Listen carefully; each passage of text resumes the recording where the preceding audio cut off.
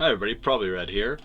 We're just gonna go ahead and finish up our review of Echoes of Eternity for the community draft survey, so I can submit my scores.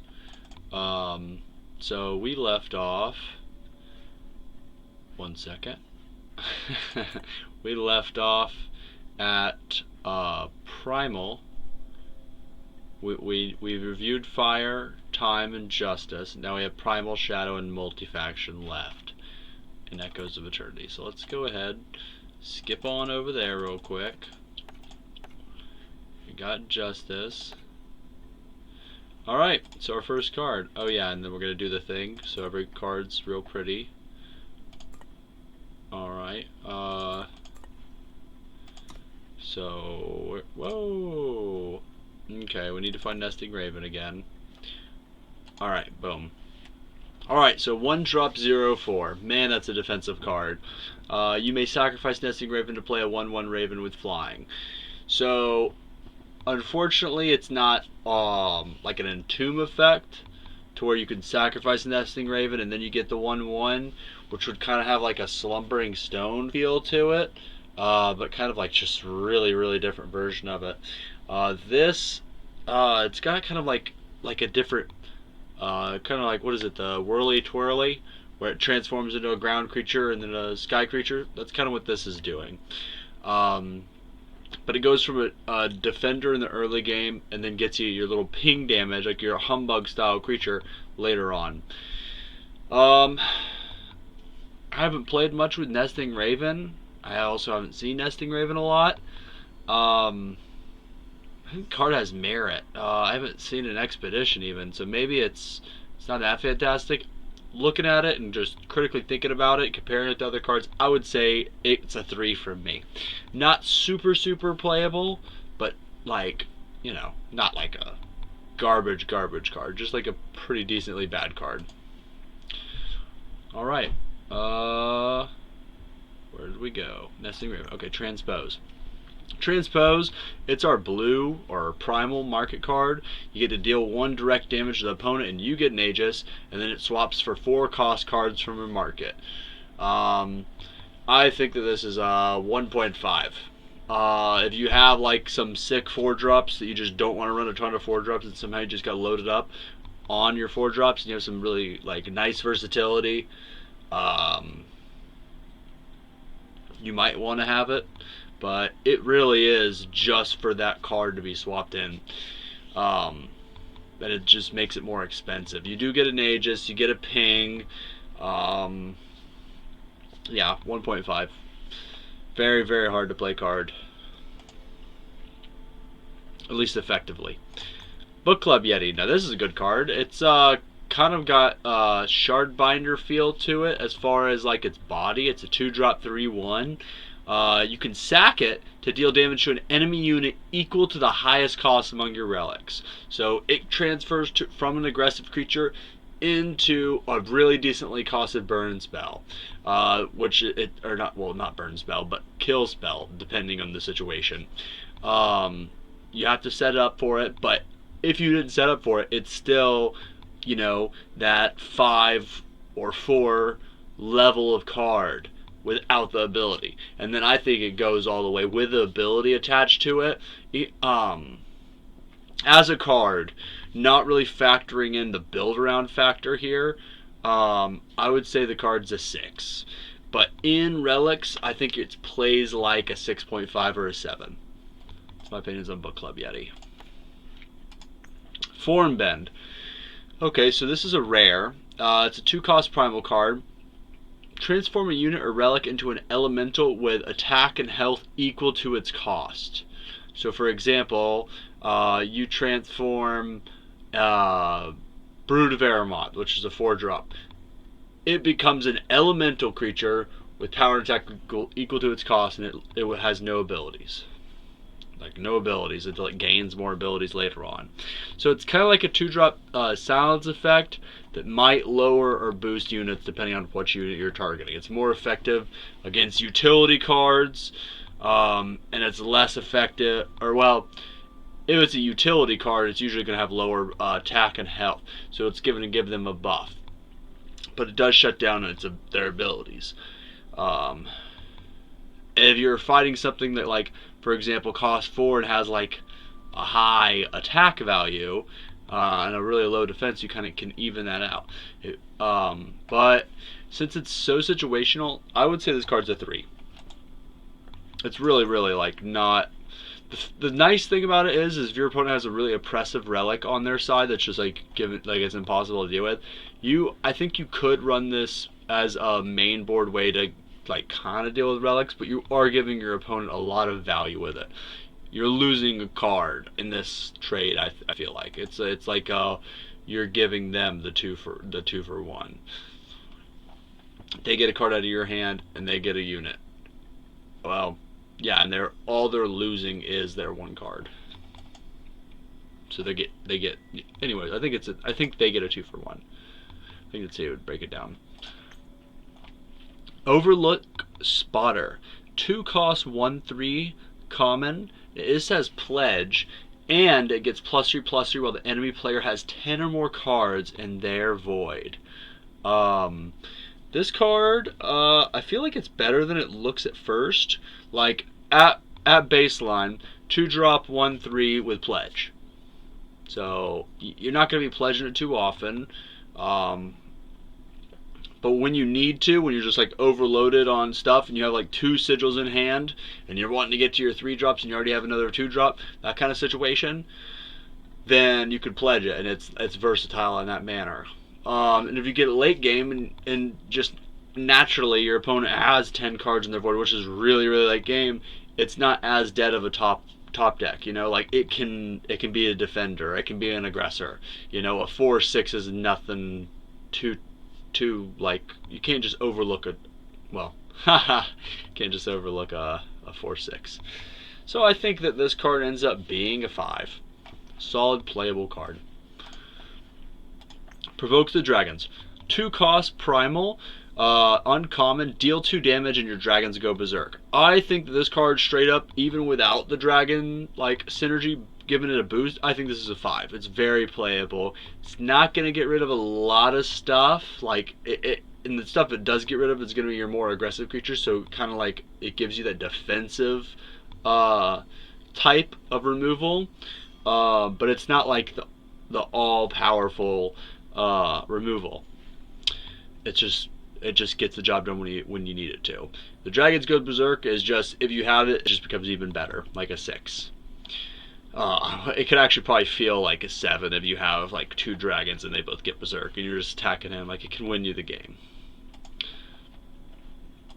Biting Winds. 3 cost, deal 6 damage, fast spell. Now it's deal 6 damage to an attacking enemy. So if they have a relic weapon, boom, you can hit them. But you can't do it to just a unit that's not attacking. It has to be an attacking unit, and it's fast spell, of course, because there has to be a hit an attacking unit. Now, I think that this card is like a really strong card. It's really strong removal. And I think it is, I would say this is easily an 8. 8 out of 10. Bottled Storm. 3 cost relic, primal. It's an uncommon. And you pay 3 to deal 1 damage to enemies. So you get a little ping. You can do it twice in 1 turn.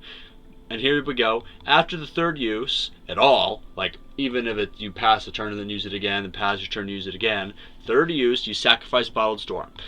And tomb. If it's your turn, draw 3 cards. So when this dies, from it sacrificing itself or for another reason, you're going to get 3 cards off of it. So this card's more of like, needs to be in a relic deck, I feel like. And then other than that, it's kind of a utility card or really, really slow card to give you that draw engine eventually after you've invested a lot of power into it. I think this is a 4 or maybe like a build around 6. So that's my thoughts on Bottled Storm. Forlorn Griffin. 3 cost primal, 1/3. It's flying. When you play a relic, you gain an Aegis. I think this is kind of playable, and it's not fantastic. It's uncommon. The relic giving you an Aegis doesn't really matter, in my opinion. Like, it can matter, but it's not enough to like change its grade at all. So just 3 cost, 1/3 flyer, and I think that's a 4. Maybe 3.5, but probably 4. Alright. High Sky Lookout. This is a rare. 3 primal 3/3 with Reckless. Summon, if you have a unit with flying, you get to invoke primal, and it has corrupted 3. So if you keep that flying unit enough, or get one like long enough, and then you get or if you get one later, invoke primal. I think this card's really, really good. The Reckless is kind of hampering it a bit, but I think it's a solid 6. The Invoke is awesome, but it's situational. I mean, of course you want flyers, so it's not really a build around. It's just a situational ability. And then the 3/3 body for 3 is not bad. It kind of reminds me of... I cannot remember the name of this card to save the life of me. I think it's set 1, the Empty Throne. It's a 3 cost, 3/3 Reckless lifelink. Kind of reminds me of that. It's got like that kind of progressive value, but a unit that just has to attack in. And this has that extra primal influence versus the 1 shadow influence, so it's kind of different, so it's going to play a little different, but it also has the corrupted 3, so it's got a little, I think it's a better card when you just have a little bit like of a more of a board later in the game. It's better. And then the kind of Reckless is bad when you get into board stall though. So let's see. I think it's a 6. I think it's a little bit better than a playable overall. I think I already rated it, but if I didn't, final score of 6. Okay, 3 cost primal 1/4 Spellstorm Stranger. When 1 or more strangers attack, their owner's spells deal +1 damage until their next turn, and it has the type of stranger. So Spellstorm Stranger is kind of in a weird spot. With the balance changes, they've recently taken away some of your sources of spell-based damage. I think this card might have gotten reduced. I would have to check the notes on that. I haven't played in a new format yet. But I believe that they did kind of lower your chances of, like, overall you've gotten a lower chance of building that spell damage deck in this Echoes of Eternity updated format. But the 1/4 isn't bad. It's a stranger that doesn't really make it so that you're giving your opponent a lot. You're receiving more than your opponent is when you're playing this card and your opponent's playing strangers. And for that, I think it redeems itself and kind of gets a 4. A 4 score. Yeah, it gets a 4. Okay, this one's Static Discharge, the 3 cost primal. When the cursed player plays a spell or attachment, they deal 1 damage to themselves. 1. You don't run this. I don't think you run this. No. No. Definitely no. Touch of the Wild. 3 cost fast spell in primal. You give one of your opponent's Overwhelm, and then like all the other touches, you give a unit, weapon, or spell in your hand the same ability. Overwhelm. So this is kind of like a combo-y card. You could combine it like with cards that deal a decent amount of board damage. Like it kind of combos outside of the draft format with like Hailstorm to like take care of a board and deal excess overwhelm damage to your opponent. You could do the same thing, of course, with a 1 target, 1 hit burn spell like Biting Winds. But overall, this is not on my like radar as far as the touches go. Like this is kind of lower tier. From my perspective, 3 costs for Overwhelm and getting an extra Overwhelm effect just doesn't seem like it's worth like a full card that you need in draft in value. So I would say this card's like I'm going to give it a 2.5. I don't like the card very much, to be honest. Water Conjuring. 3 primal uncommon. Its effect, it's a fast spell. It says stun 2 enemy units and decimate, so you lose your 1 maximum power. You get to invoke primal. They're like the other Conjurings. So this card's really good. This is a big tempo swing. It can get you, if you're playing kind of towards an aggressive deck in Primal, and you could take care of 2 of their flyers and get in with your flyers. If you're playing like a Elysian kind of build or some form of Elysian, you can get through with some of your big honking time units. And it gives you that, it replaces itself. You lose maximum power, so it's better towards the late game when you've stabilized your hand, kind of gotten your stuff out onto the board, or you're holding enough power on the board to be able to, like, you know what your deck contains, so you could just play how you need to. And decimate when you can. The Invoke's great. The Invoke is awesome. It is noteworthy once again to say that the Invoke, it doesn't recognize rarity, and because of that, it can give you some crazy powerful cards like legendaries and rares that you shouldn't have access to normally. It's just as likely as getting a common to some extent. Like the balancing is off as far as rarities, and that's to this point, the reason it's not weighted is because that's what Direwolf has chosen to do. So that's how the card works, and that makes Invoke really powerful. So, okay, Water Conjuring overall's grade. I would say this is a solid 6.5 card. It's not permanent removal, but it can act as, in a turn, it can be a lot more powerful than a removal spell. Like, it can do more. It's just a little bit more temporary.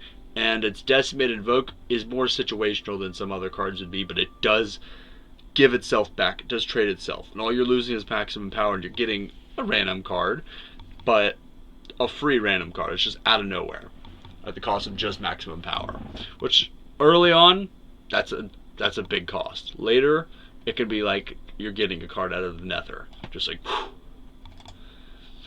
All right, Brood of Aramont, 4 Primal Common. It's a 3/3 Nightmare Dragon with flying. This card is solid. I'd say it is a 7. Yeah, it's a 7. Really great. It's Nightmare Dragon, so the dragon can help a little bit. Like, it's not going to come up a lot in most drafts, I would say, but it's just even better on top of an already solid card. And at common, it kind of gives you, it's a really strong Primal Common. Yeah, 7.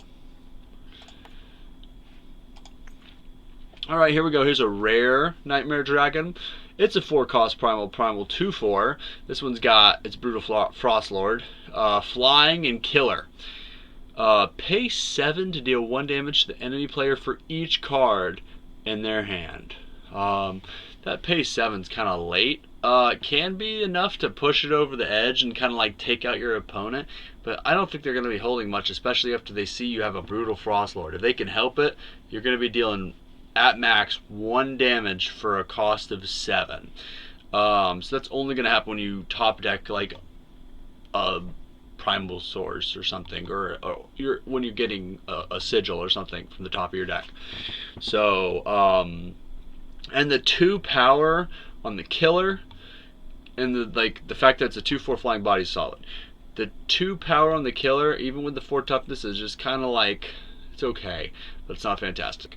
All around, this card, I think it gets to a 7.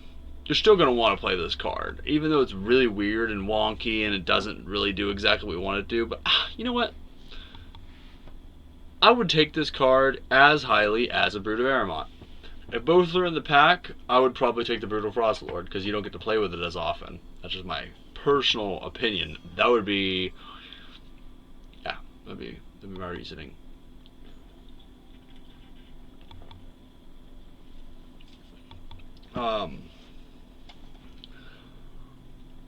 It can be a kill spell though. You can kill like a 5/1 or something like that, or an 8/1 in this format. So you can get stuff done with it. It's really versatile and it's kind of crazy. So I think it's a 7. All right, Lin Rise Codex. Now this is a legendary. Keep that in mind. 4 costs, triple primal. Primal. Lin Rise Codex once again. Your single faction units have flying. This is a relic. So, but it has Spellcraft 3. When you play it, you can crystallize. That means you deal 1 damage to your opponent and all of their units. And you stun. Is it opponent's face? No. I take that back. Only to their units. Stun and deal 1 damage to all enemy units. And then you can pay 6 to draw a card for each of your single faction units. That's a constant. Like, you can always, like, every turn you can do that.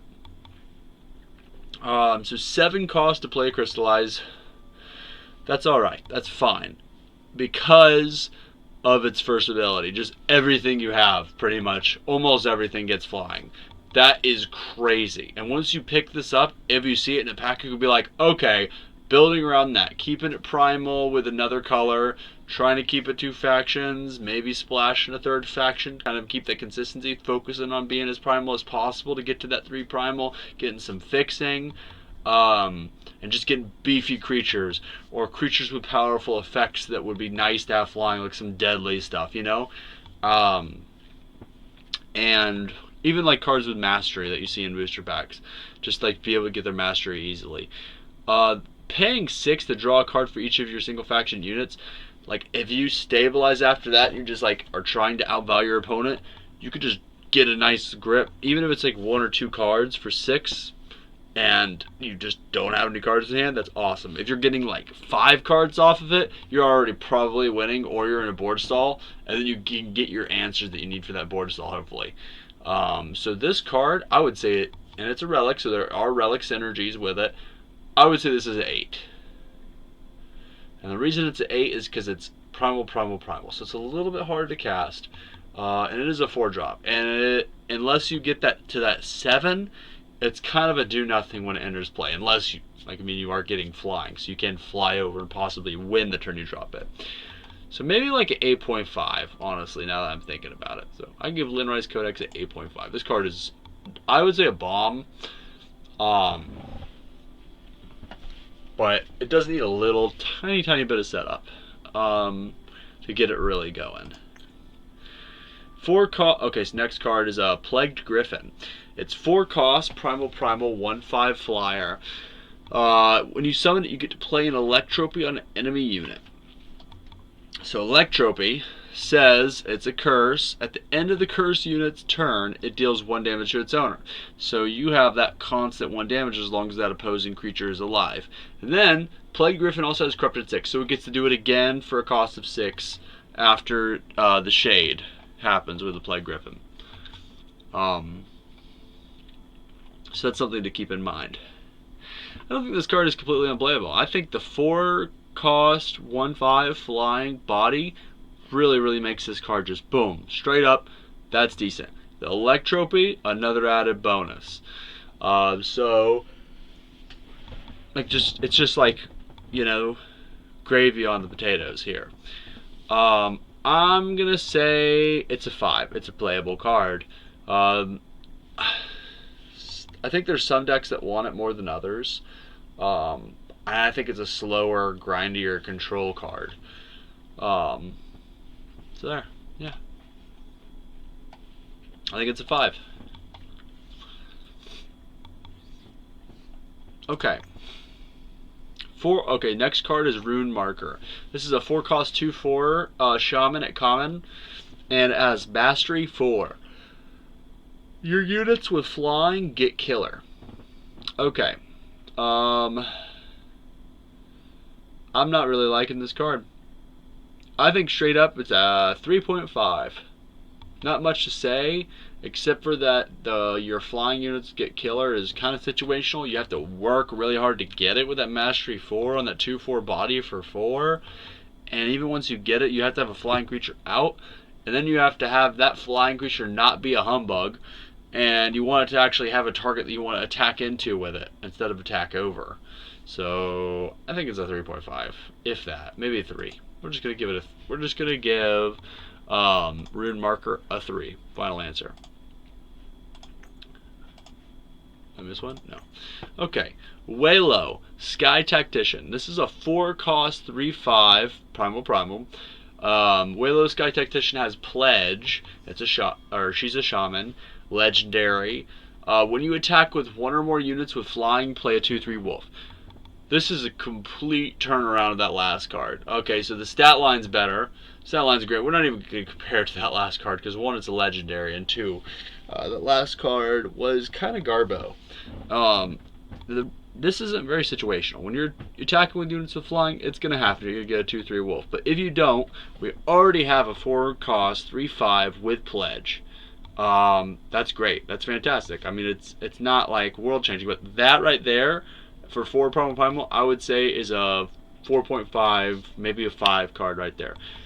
With a little added bonus, I think this card, just getting 2/3 wolves, if you attack consistently turn after turn with some flyers, even if it's a small flyer, building a board state for when your flyers do happen to get like removed later in the game, it gives you that edge, and you can run away with the game with this. You can't get more than 1 wolf at a time, but still, it's really good. And I would say that this card overall gets a 6.5 from me. I might even be underrating Waylow. 5 cost 1/4. Here we go. Double Helix Drake. It has flying. Just saying, it's a common nightmare dragon. Your spells deal +1 damage. Constant effect. Then, Mastery 3. Once you've dealt 3 damage with it, it's usually going to be 3 attacks according to the power or the attack of this card. And once you achieve Mastery 3, your spells deal an additional +1 damage. I think that the 5 cost 1/4 flying is a lot worse than a 5 cost flyer should be.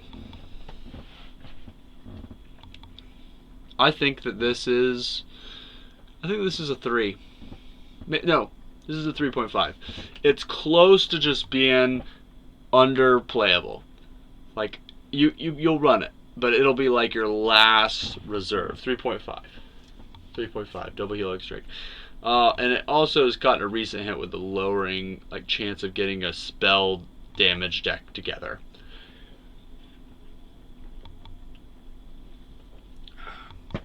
So, yeah. 3.5, final answer for double Helix Drake. Lin Rise Stranger. We got a 5 cost primal legendary. Lin Rise Stranger is a 4/5 stranger.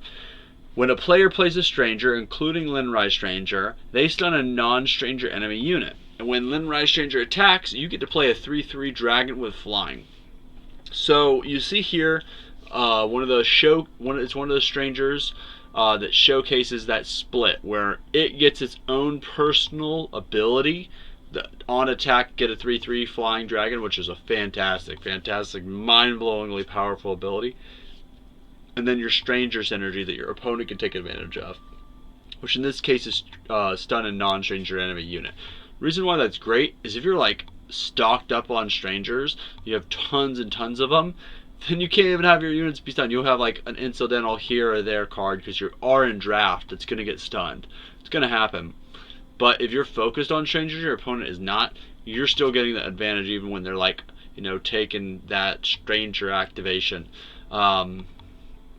I think Lin Rise Stranger, if you could pull this card, this legendary, I believe Lin Rise Stranger is easily a 9. This card is a bomb card. It kind of feels slow when you first throw it down there, but you are getting that enter the battlefield, boom, stun a non-stranger.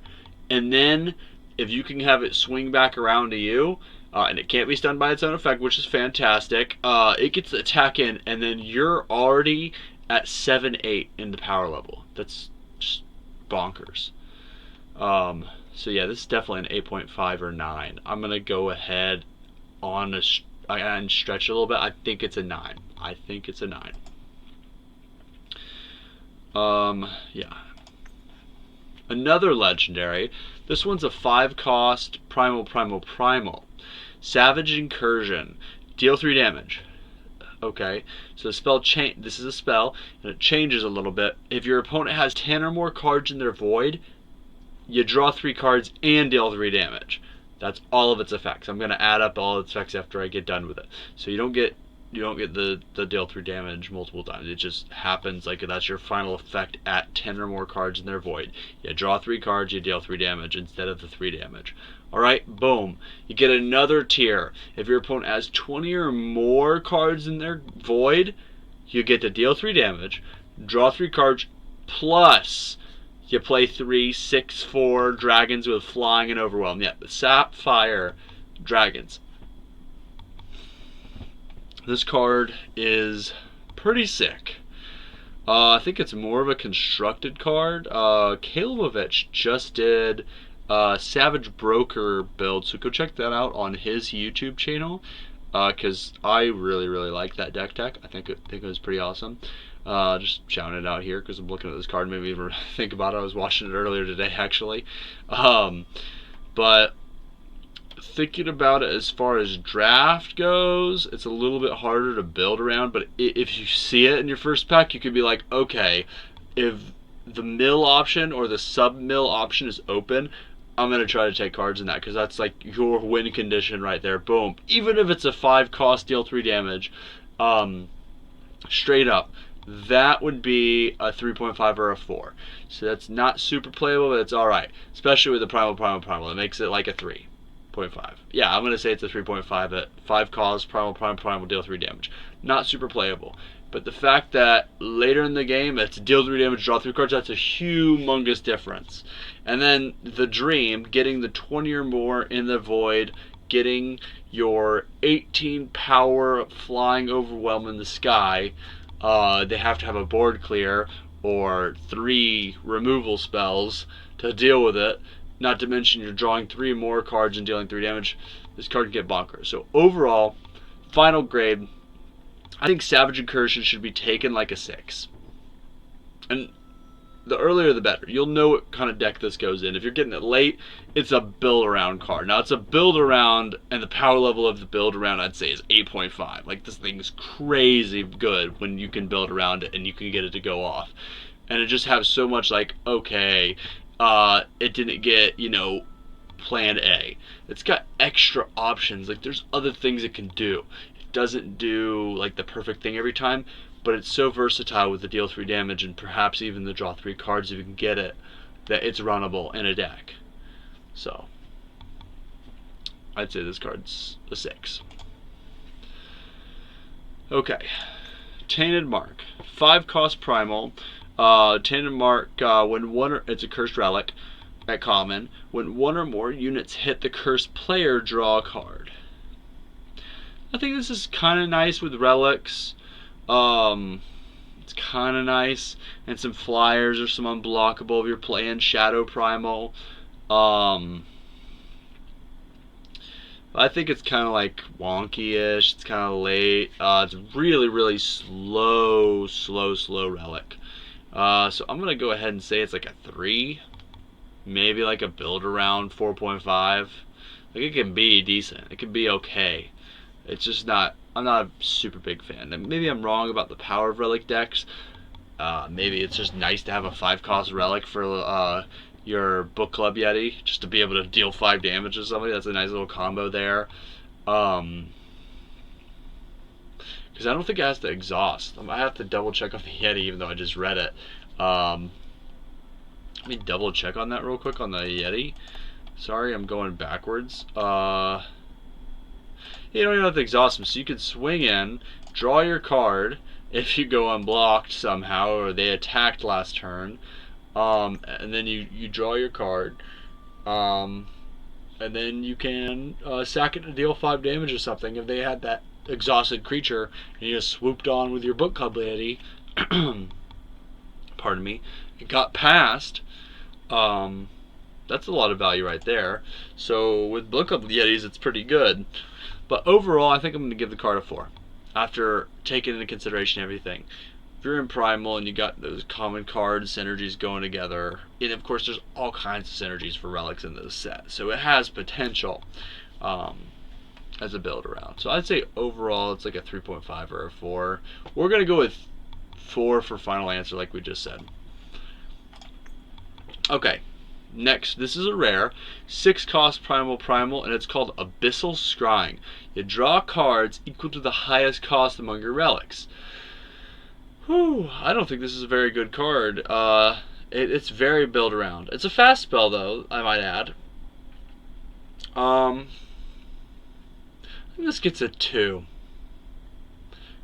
I think this gets a 2 from me. I just am not seeing it. It's slow.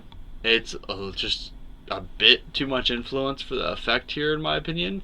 It's kind of a build around. It's so situational, you don't really get anything out of it unless you have a relic. But you can get some pretty decent stuff off of it. It's just the situation kind of holds it back. So maybe like a build around 5, like you can take it if you're already really heavy in your relics. You're gonna treat it like a 5, maybe a 4.5.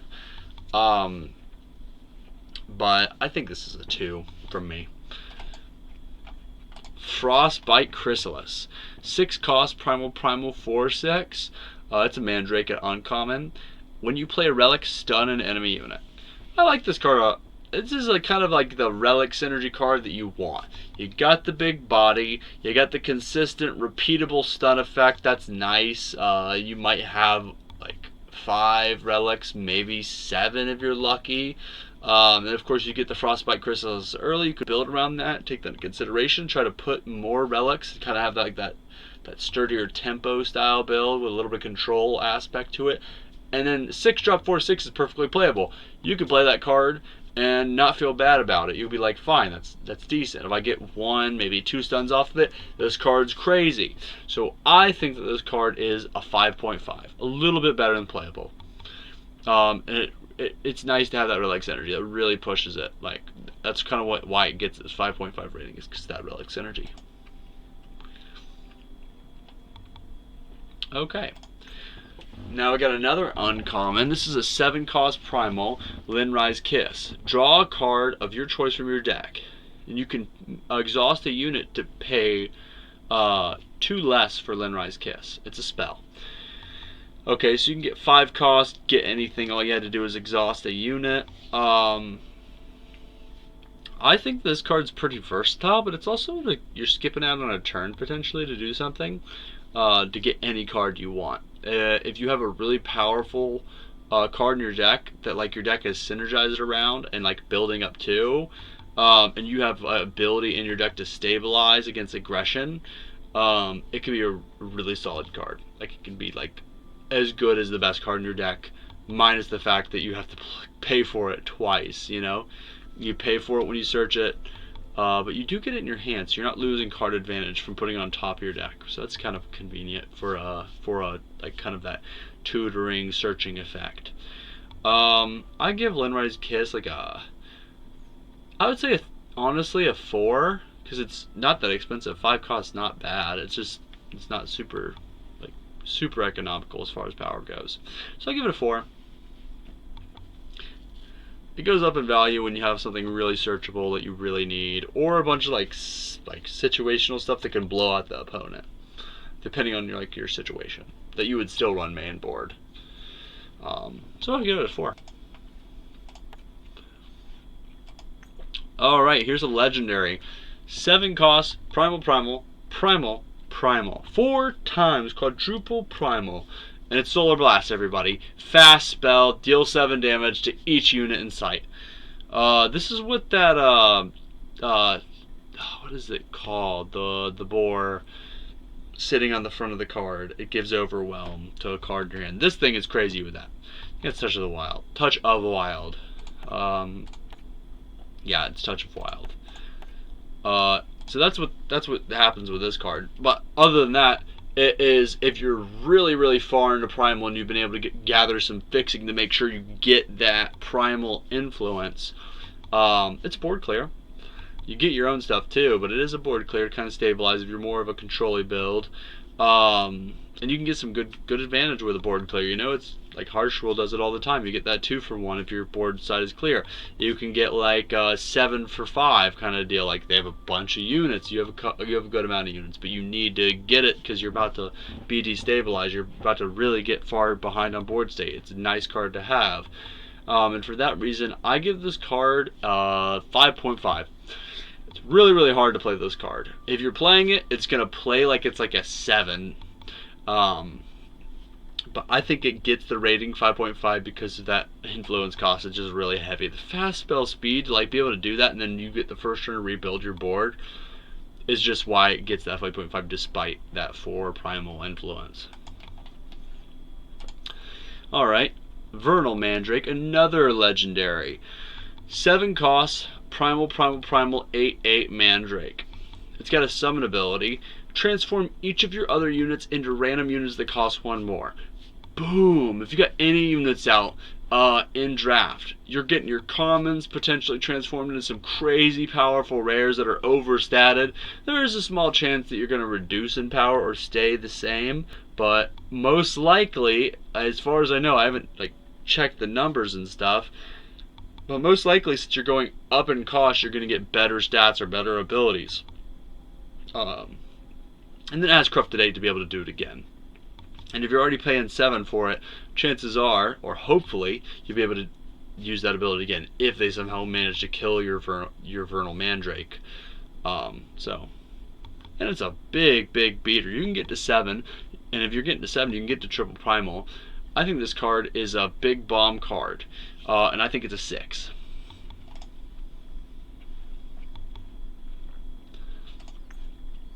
Alright, so now we're in Shadow, everybody. This is Condemn. It's our Shadow Market card. It's a 1-cost Shadow, fast spell, with lifesteal. It says deal 1 damage to an enemy, and if the enemy dies this turn, it's going to get some Voidbound action. It's not leaving that void. And it swaps for 1-cost cards. Whew, I think that this card is a 3. You really want to play this. It's like Var's Favor that you can't swap for a sigil. You can swap it for Seek Power, but you're just going to be running Seek Power. So, it's a 3. No, it's a 2.5. It's pretty bad. It's pretty bad. Okay. Final answer, 2.5 on that last card. Now we're on another 1-drop Shadow card, Contaminating Ritual. It's a fast spell at common. Give one of your units +1 attack, flying, and lifesteal. At the end of your turn, you sacrifice that creature.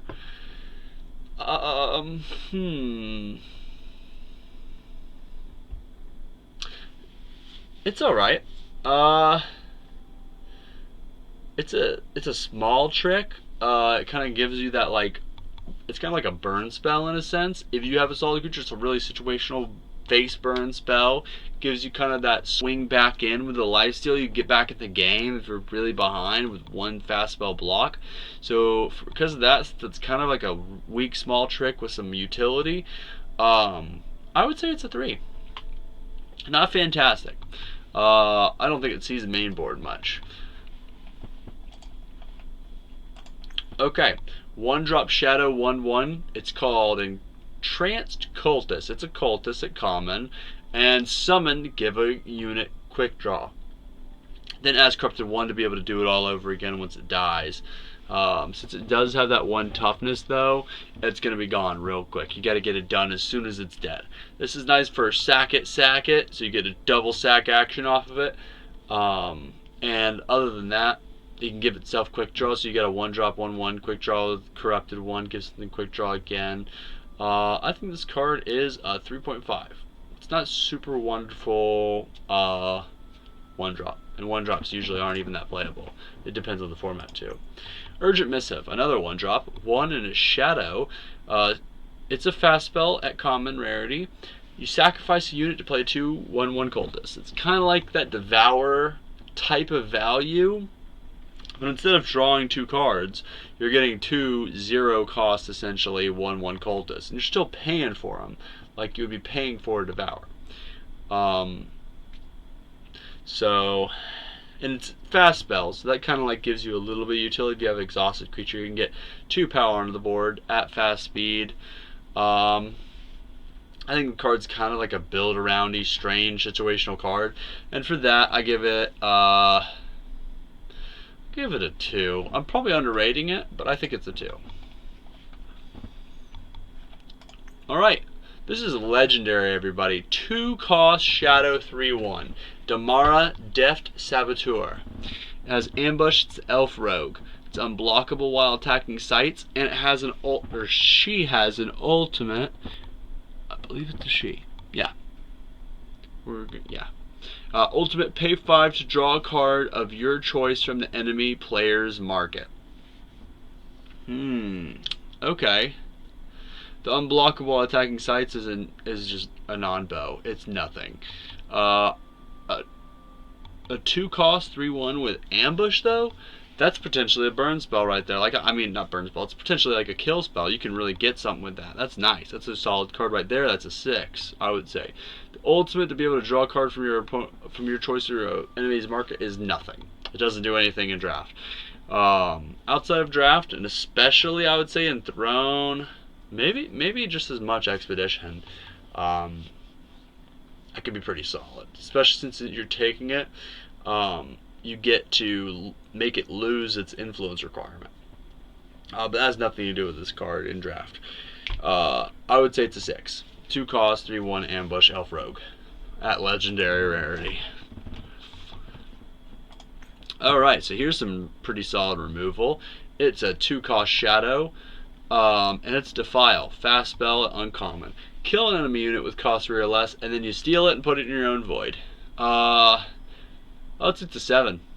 Kills a lot of the stuff you want to kill. Doesn't get that big stuff, but it helps you if you're playing like a slower, clunkier, shadowy control deck. Or even if you just want tempo plays. Now this is next card. So what do we rate that card again? 7? We're going with 7. Alright, next, Legendary Relic. It's a 2 cost Shadow. It's Makar's Quiver. When you play a single faction unit, it gets additional attack, +1 attack. But it's got Spellcraft, so you want to cost it for 3 Shadow, you could play Warlock's Brew. I don't know what that does. And Warlock's Brew says, give an enemy unit and each other enemy unit with the same name -2/-2 this turn. That card's crazy. That's really solid. I like the little attack buff. That's nice. It's like a barbarian's camp as long as your stuff's single faction. And then you got kind of that board clear effect if you're fighting a bunch of the same card, like a bunch of 1/1 cultists for 1 that are produced by other cards. Or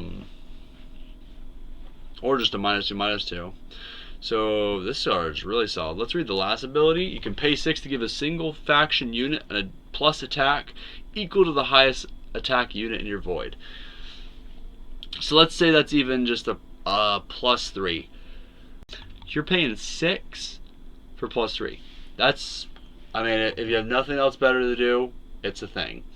And with all that added up together into 1 rating, I'd say this Makar's Quiver gets probably a 6.5 for me. Yeah, 6.5. I think it's solid. Alright, next, Switchblade, Deadeye. It's an Elf Unseen. We got a 2 cost Shadow, 2/1. Switchblade Deadeye has +2/+2 while she has a battle skill.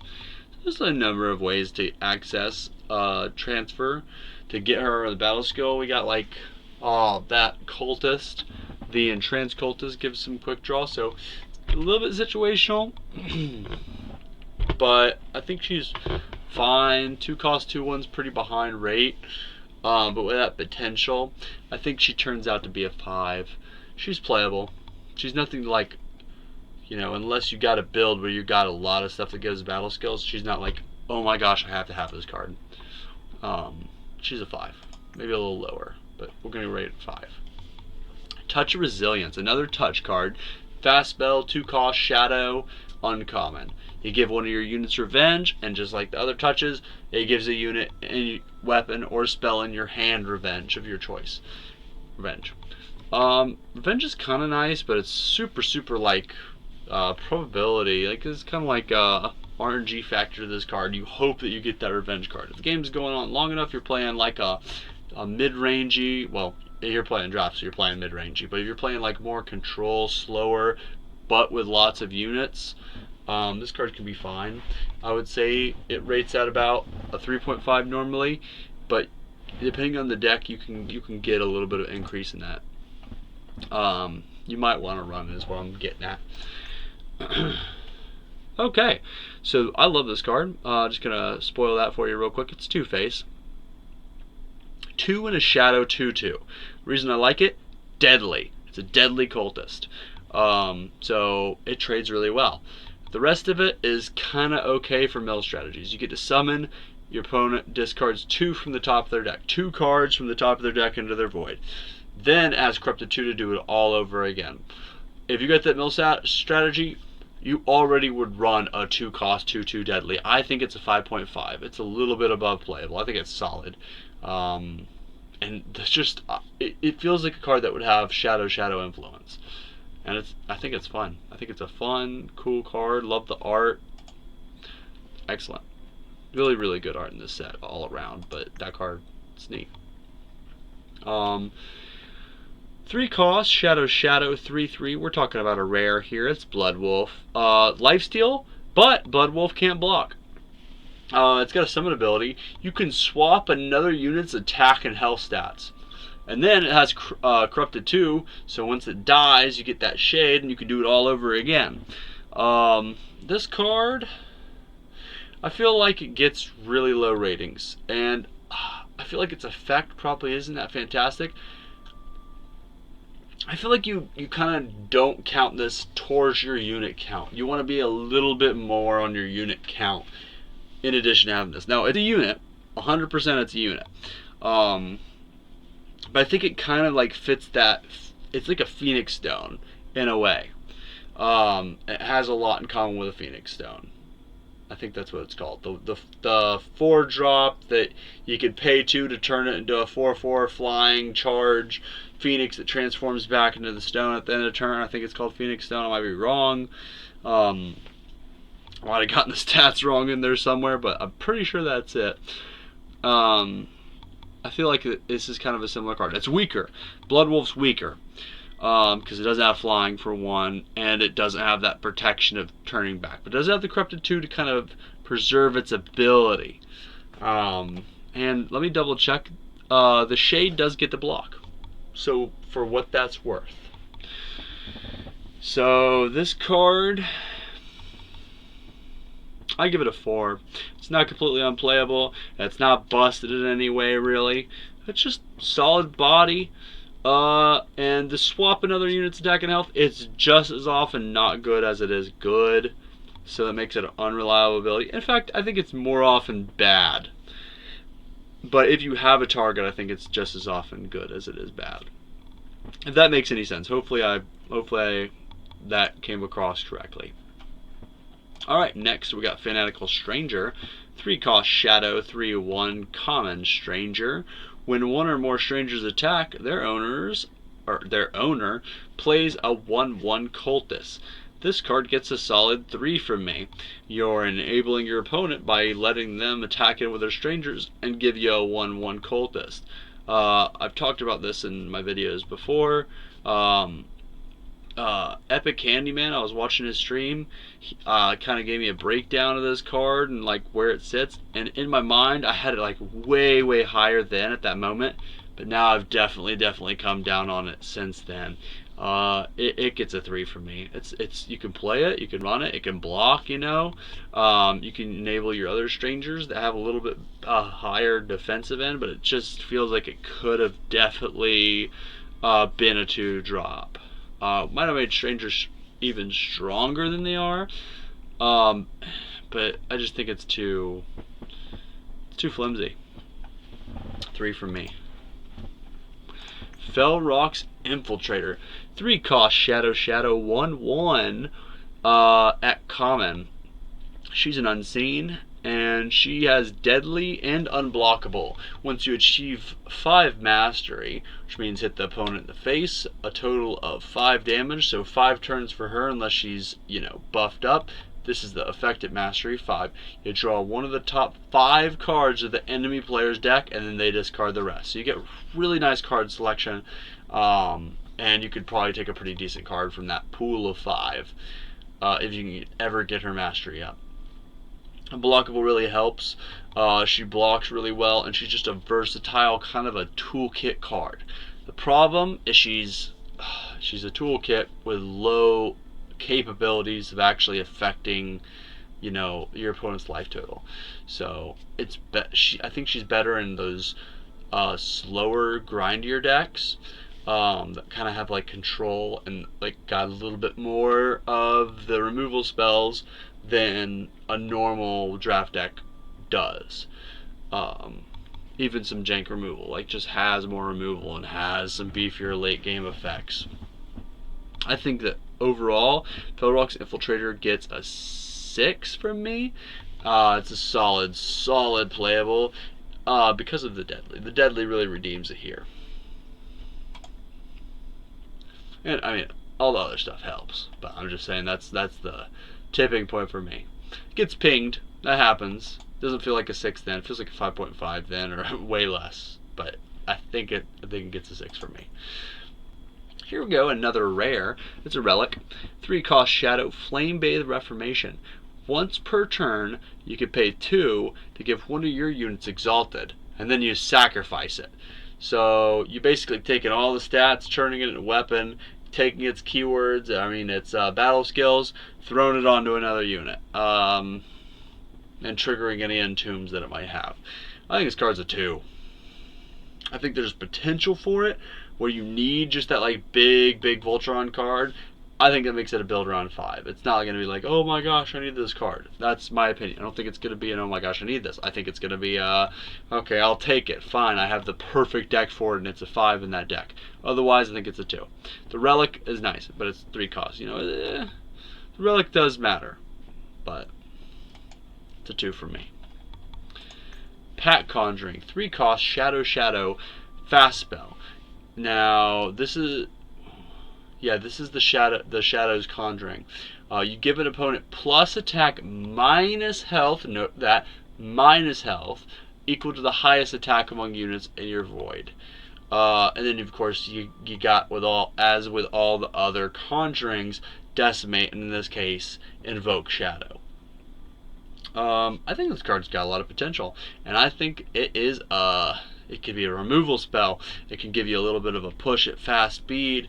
So that the plus attack minus health kind of fits a similar role whether you're using it on your unit or an opponent's unit, but it's versatile with that minus health, that it has more targets that it can hit to affect the board, like a removal piece slash a combat trick in the form of a combat trick that becomes removal by giving you that buff. It's not going to save your unit.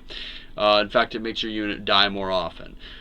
But if you have quick draw and you lower your opponent's health enough, it can't save your unit that way by letting your unit ping in before it even gets a chance to damage you, even if it's like a 11 attack unit. The Decimated Invoke Shadow, that's really nice. This card overall, I would say this card's a 7. Maybe I'm too high on it, but I think it's a 7. I think it's really good, and you need to get those units into the void. So having it in a slight mill strategy deck and you're milling some stuff could be nice. Or if you're getting milled. Okay, next it's another common. Well, the last one was uncommon. So we got a common Nightmare Dragon. That's not its name. That's the unit types. This is a skeletal dragon is the name, and it's 3-cost Shadow 0/1 flying. On summon, you get plus attack equal to the highest attack unit in your void. This card can be really strong, but you need to play like kind of a heavy unit deck, and it's not going to be coming down on 3 and doing some major stuff. It's going to be like coming down off of a nice top deck towards the end of the game, like, oh my gosh, I got an 8/1 flying unit. Do you have a flyer? If not, boom, gotcha.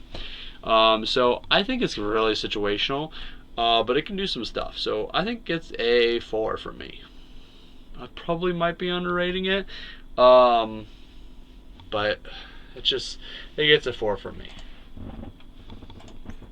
Triumphant Return, 3-cost Shadow spell at common. Draw a unit from your void, and it gets +2/+2. This card is a 5.5 for me. Solid, gets your best unit that you've played and lost this game. and makes it even better. You do still have to pay the cost of the unit, but I think this card's solid. 5.5, just to re-emphasize my final decision. Now we got a 3-cost Shadow rare weapon.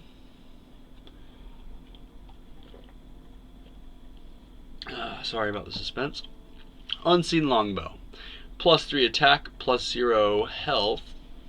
It's got quick draw, it's got pledge, and when the wielder hits the enemy player, they lose their remaining power, and you get that much power this turn. So it snatches extra power that your opponent didn't spend when your unit hits them. Then you get that Spellcraft 3 to add on Hold Up, which makes your opponent discard 2 cards of their choice from their hand. Pretty fantastic little combo there for 6 Shadow. If they have the cards, even if it's like a sigil and a jank card or a situational spell, that's 2 cards. You've gotten this card of value right there for your 6 cost. If you hit on it. Other than that, you need a unit to put this on. That's kind of the issue here. But you're also giving quick draw, so that's another source you can get for a battle skill for that unseen elf. The 2-1 for 2 that gets a stat buff when you have a battle skill on it. So that's nice. But it's rare, so you're not going to see it all the time. The remaining power getting sucked onto your side is kind of a tempo advantage, but it's really, really situational, and your opponent can kind of see it come once you put down the Unseen Longbow and attacked once. So you might get them with that surprise hit once, turning like a 1-1, they just attacked all out, and you're at like 9 health or something, or 15 health, and you're able to go in and attack and get that power and play more cards in your hand. It's nice. And then the quick draw helps you get in for damage. I think overall this card's pretty solid. And I think Unseen Longbow, sorry, is a kind of hard to rate. I think it's a 6. It's a pretty decent card. Next, we got a 4-cost Shadow 3/5 Unseen Koltes at uncommon. Darkmask Stalker. When a unit goes to the enemy void, Darkmask Stalker gets its battle skills, and at Mastery 12, the enemy player discards the top 12 cards of their deck. So you got some nice synergy with a mill strategy, and it's kind of an enabling factor to kind of make that deck come together.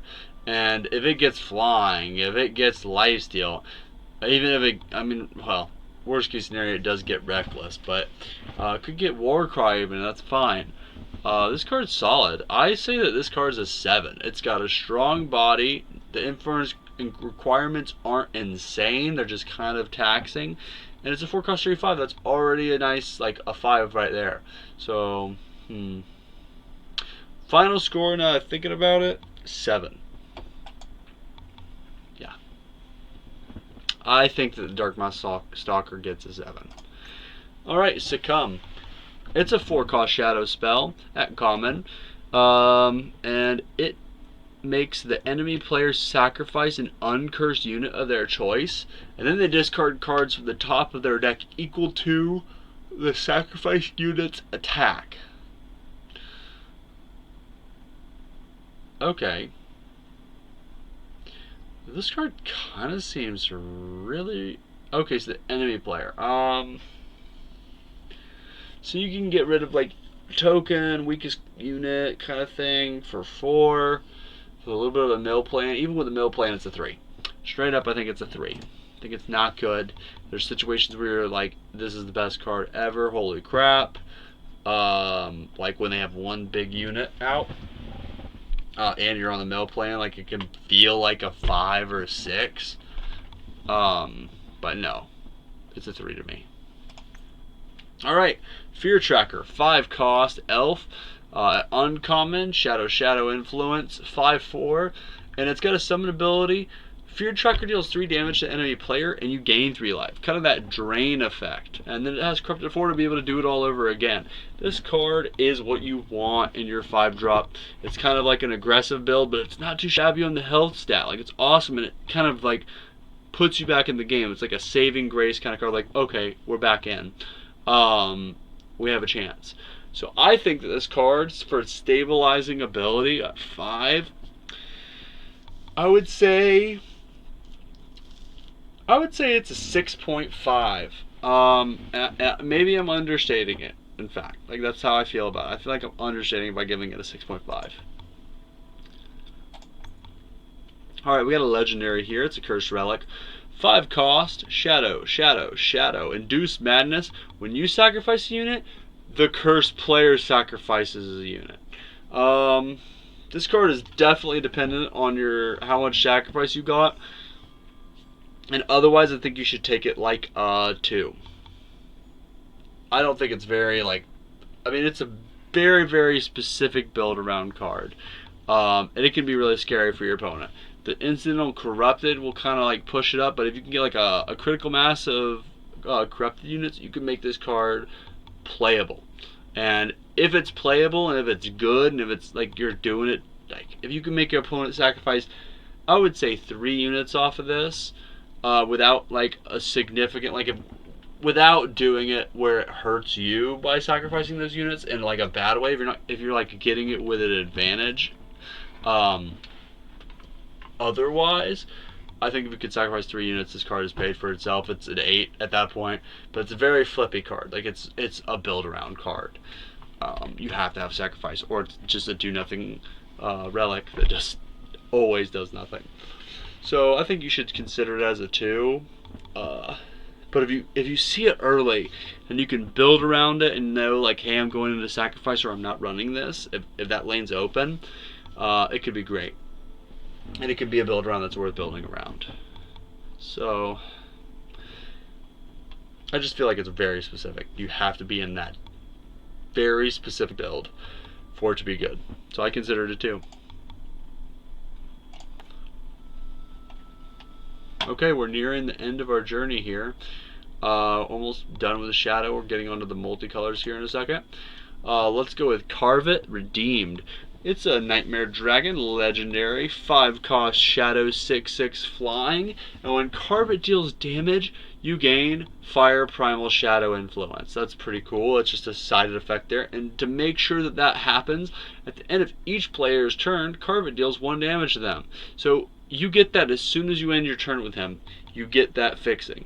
Now the fixing isn't going to be super duper important, but it might matter in a couple of games. And that on top of a 5-drop 6/6, that's going to be pinging your opponent a little bit and yourself. With flying, I think this is a solid 7.5. This card is a bomb. Just dropping it and saying, alright, this can really end a game fast. So 7.5 for me. Lin Stranger. 5 cost, shadow, shadow, 4/3. Legendary Stranger. I'm sure anybody who plays Expedition is familiar with this card. When a player plays a Stranger, they draw the top card of the other player's deck. And then when Lin Stranger attacks, kill a non-stranger enemy unit. I would say that this card is a 9 or 8.5. 8.59 card right here. I think it's just, for all the reasons it's good in Expedition, and how versatile it is, they can be slotted in. You want to be in Strangers, but you don't have to be. What your kind of weaknesses with this card is that if your opponent has 2 3/3s, or a 3/1 and a 3/2, you know, like just cards that can block it and kill it, you can't kill both of them. Obviously, Lin Stranger is better in multiples, but you're not going to be getting 2 Lin Strangers in a draft. So there's that. If you are attacking into 2-3 attack units and your Lin Stranger is guaranteed going to die, you don't have removal to save it or anything, you're still getting a ping. You've drawn a card off the top of your opponent's deck when it entered. Maybe you played another Stranger before it attacked, so that's 2 cards, and then boom, you killed one of their units, then you killed one of the other units. You're getting crazy value no matter which way you cut it with Lin Stranger, unless you dropped it down, drew the top card of their deck, boom, you got something. Maybe it was a sigil in this case. You already had 8 power, 8 max power, and then they seared it. That's still a 2-for-1. Like this card, it's hard to make Lin Strangers bad. Yeah, so that's I think it's Final rating for Lin Rise Stranger, 8.5. Yeah. Mysterious Waystone. It's a 5 cost Shadow Cursed relic. At the end of the cursed player's turn, deal 1 damage to them and gain 1 life. And when you sacrifice a unit, increase its ability by 1. This is kind of like a nice, grindy sacrifice win condition. It's got a lot of similarities to that legendary one. You want to be in sacrifice, but it does do something even if you're not in sacrifice. It's going to be kind of a pinky slow relic. And if you're lightly into sacrifice, you can still run it. If you boost it twice, you're doing crazy things with this. You sacrifice 2 units while this thing's out, 3 damage every single turn, and you're getting it as a drain. And for that reason, I think this card is a 4. And it's, of course, build around grade, gives it even more points, tons of points. Like, this thing can be a win con. It's excellent. So I think it's a 4. Here we go, another dragon. It's a Nightmare Dragon at rare. Aura Piercer, 6 cost, Shadow. 6/5 stats, flying quick draw. Your spells and curses can't be negated or stopped by Aegis. And then you got Tribute, which means if one of your units died this turn, you get to invoke black.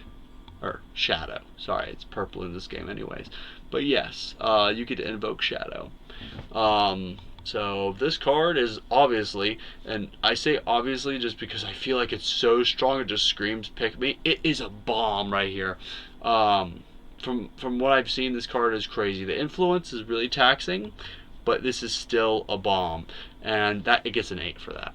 Solid 8, solid flyer, excellent ability. The tribute with the invoke is just crazy, especially if you're in sacrifice. That's just an easy way to do it. This card, final grade 8 for Aura Piercer. Okay.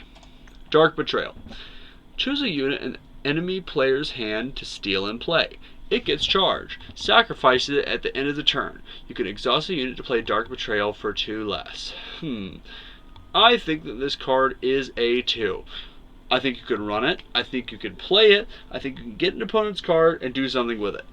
I do not think that it's reliable enough to consider actually running on a regular draft basis. I think overall the value you're getting out of it is going to be low. You got to know when to play it, and then most of the time you're still going to be wrong. So for that, it gets a 2 from me. I think it's like a bad version of Madness, and it costs twice as much. All right. Pale Rider's Timepiece. It's a 6. Well, okay, just clarify. Legendary weapon. We got 6 Shadow. Quadruple Shadow influence for a +4 attack, +4 health weapon. But here's the kicker here. You get flying, you get deadly, you get killer, and you get lifesteal. Then you can spellcraft 6 to play the Witching Hour. This card can be insane, but you have to be heavily into Shadow to be able to play this card. It can really swing things around for you though. Like, it can stabilize you. If you're at 12 and you're playing this card with Witching Hour, you do win. You do win the game if you can get that to go off. But if you're at 12 power and you can do this, like, it's really hard to get to. You shouldn't rely on it being like that. You should rely on it being a powerful weapon that gives you everything you could possibly think of wanting in a unit attached weapon. And it's being held back by its influence cost. So I give this card, Pale Rider's Timepiece, for me, gets a 5. I think you should pick it as a 5, but I think it doesn't play like a 5. If you're playing it, you're running it, and you're actually using it, and you can consistently get it onto the board with that 4 Shadow influence cost, it's going to play like a 9. It's going to blow the board away on those situations where you drew it, you had the influence, you got to your 6 power, and boom, you put it onto the battlefield, equipped it to something, and it worked. It's going to feel like a 9. But I think it gets a 5 as far as its rating. 1 second, please.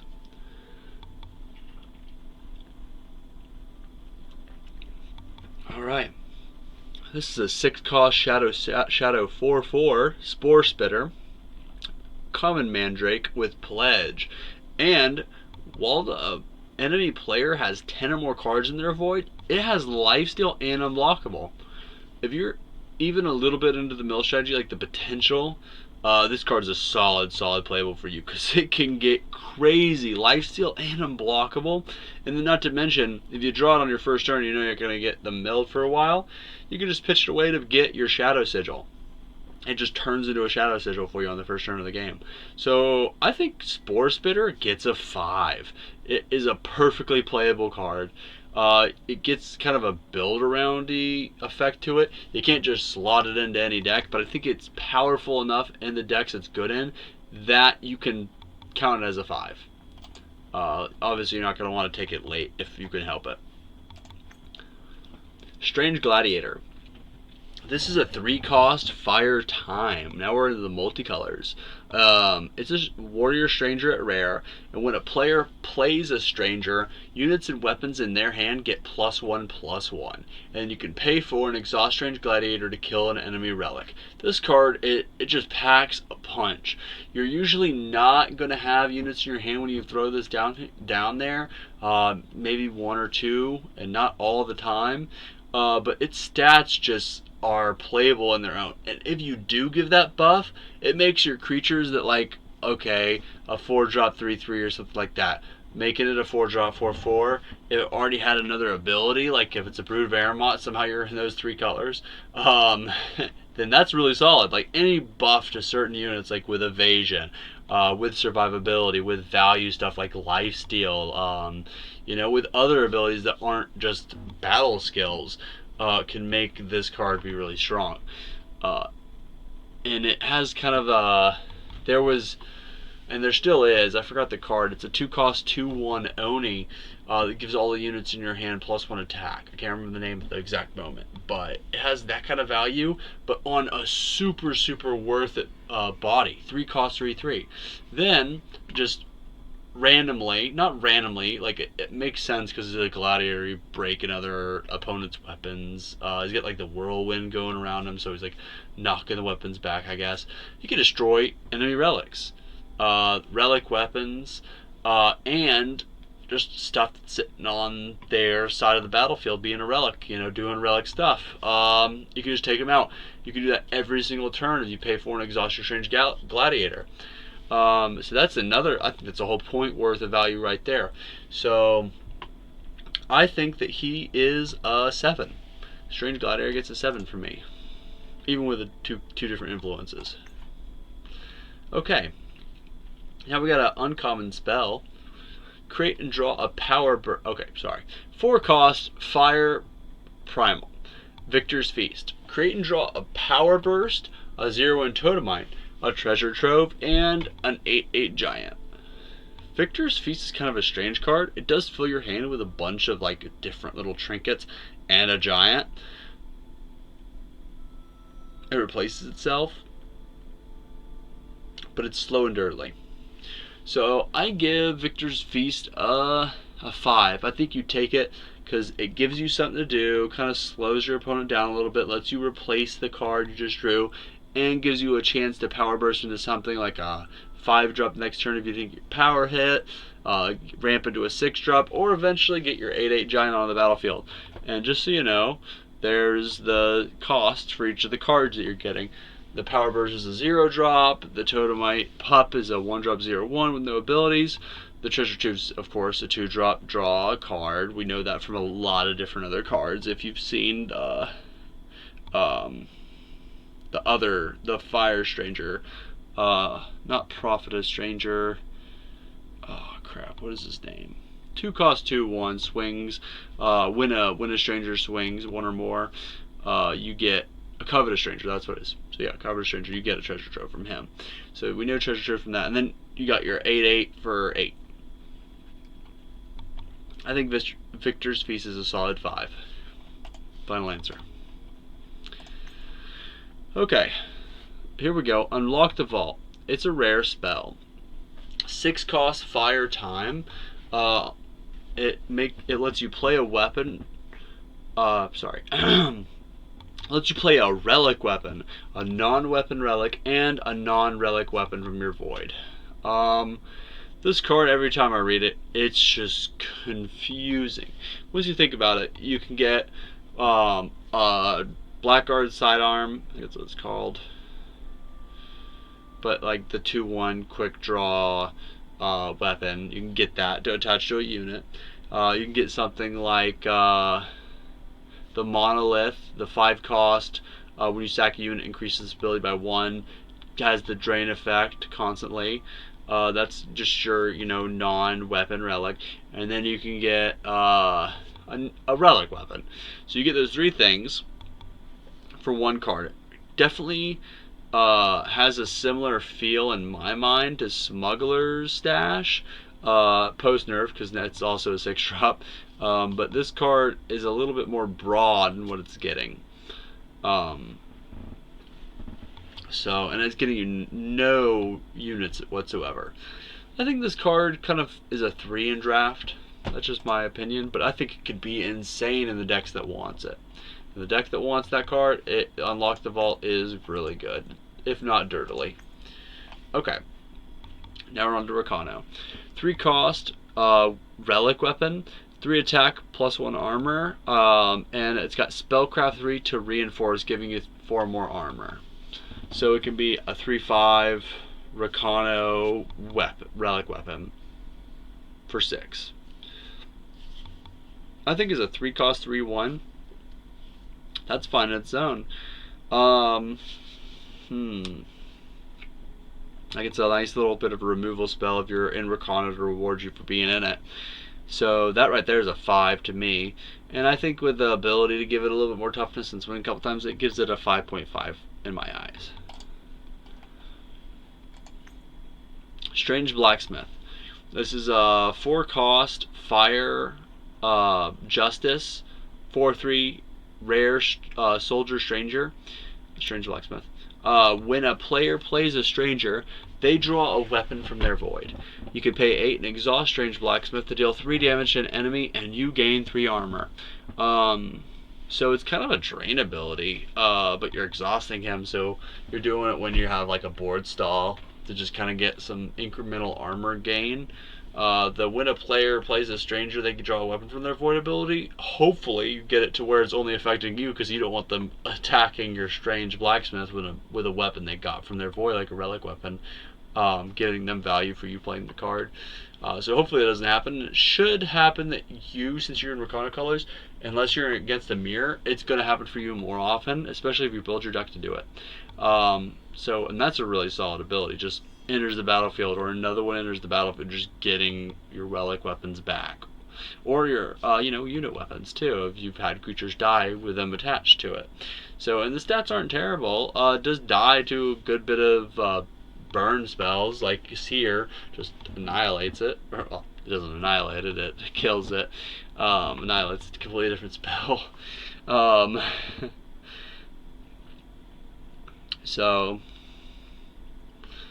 for Rakano Stranger, I think that we give it I think it's above playable. I think it's a 6.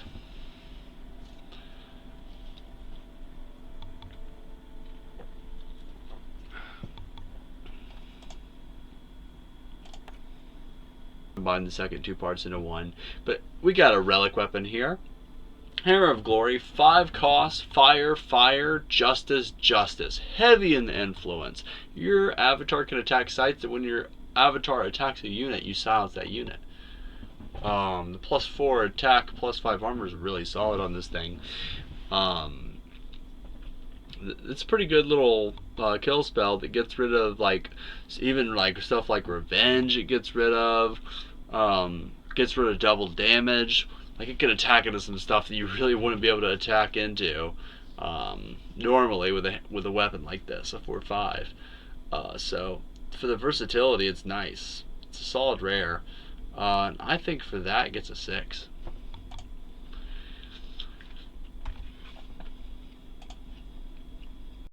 Spellbound Vestige, 2 fire primal. We got a Sky Crag card right here. Your dragons cost 1 less, and your spells deal +1 damage while you have a dragon. I feel like this is definitely a little bit stronger and constructed than it is in draft. because the cost reduction is really, really situational.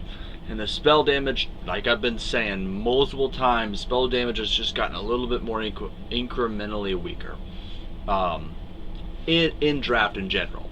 From what I know, now it's kind of a hot take because I'm not super familiar with the format actually playing since the format's been changed this most recent time with the reduction from the super high rate of fixing as far as the 2-drop strangers.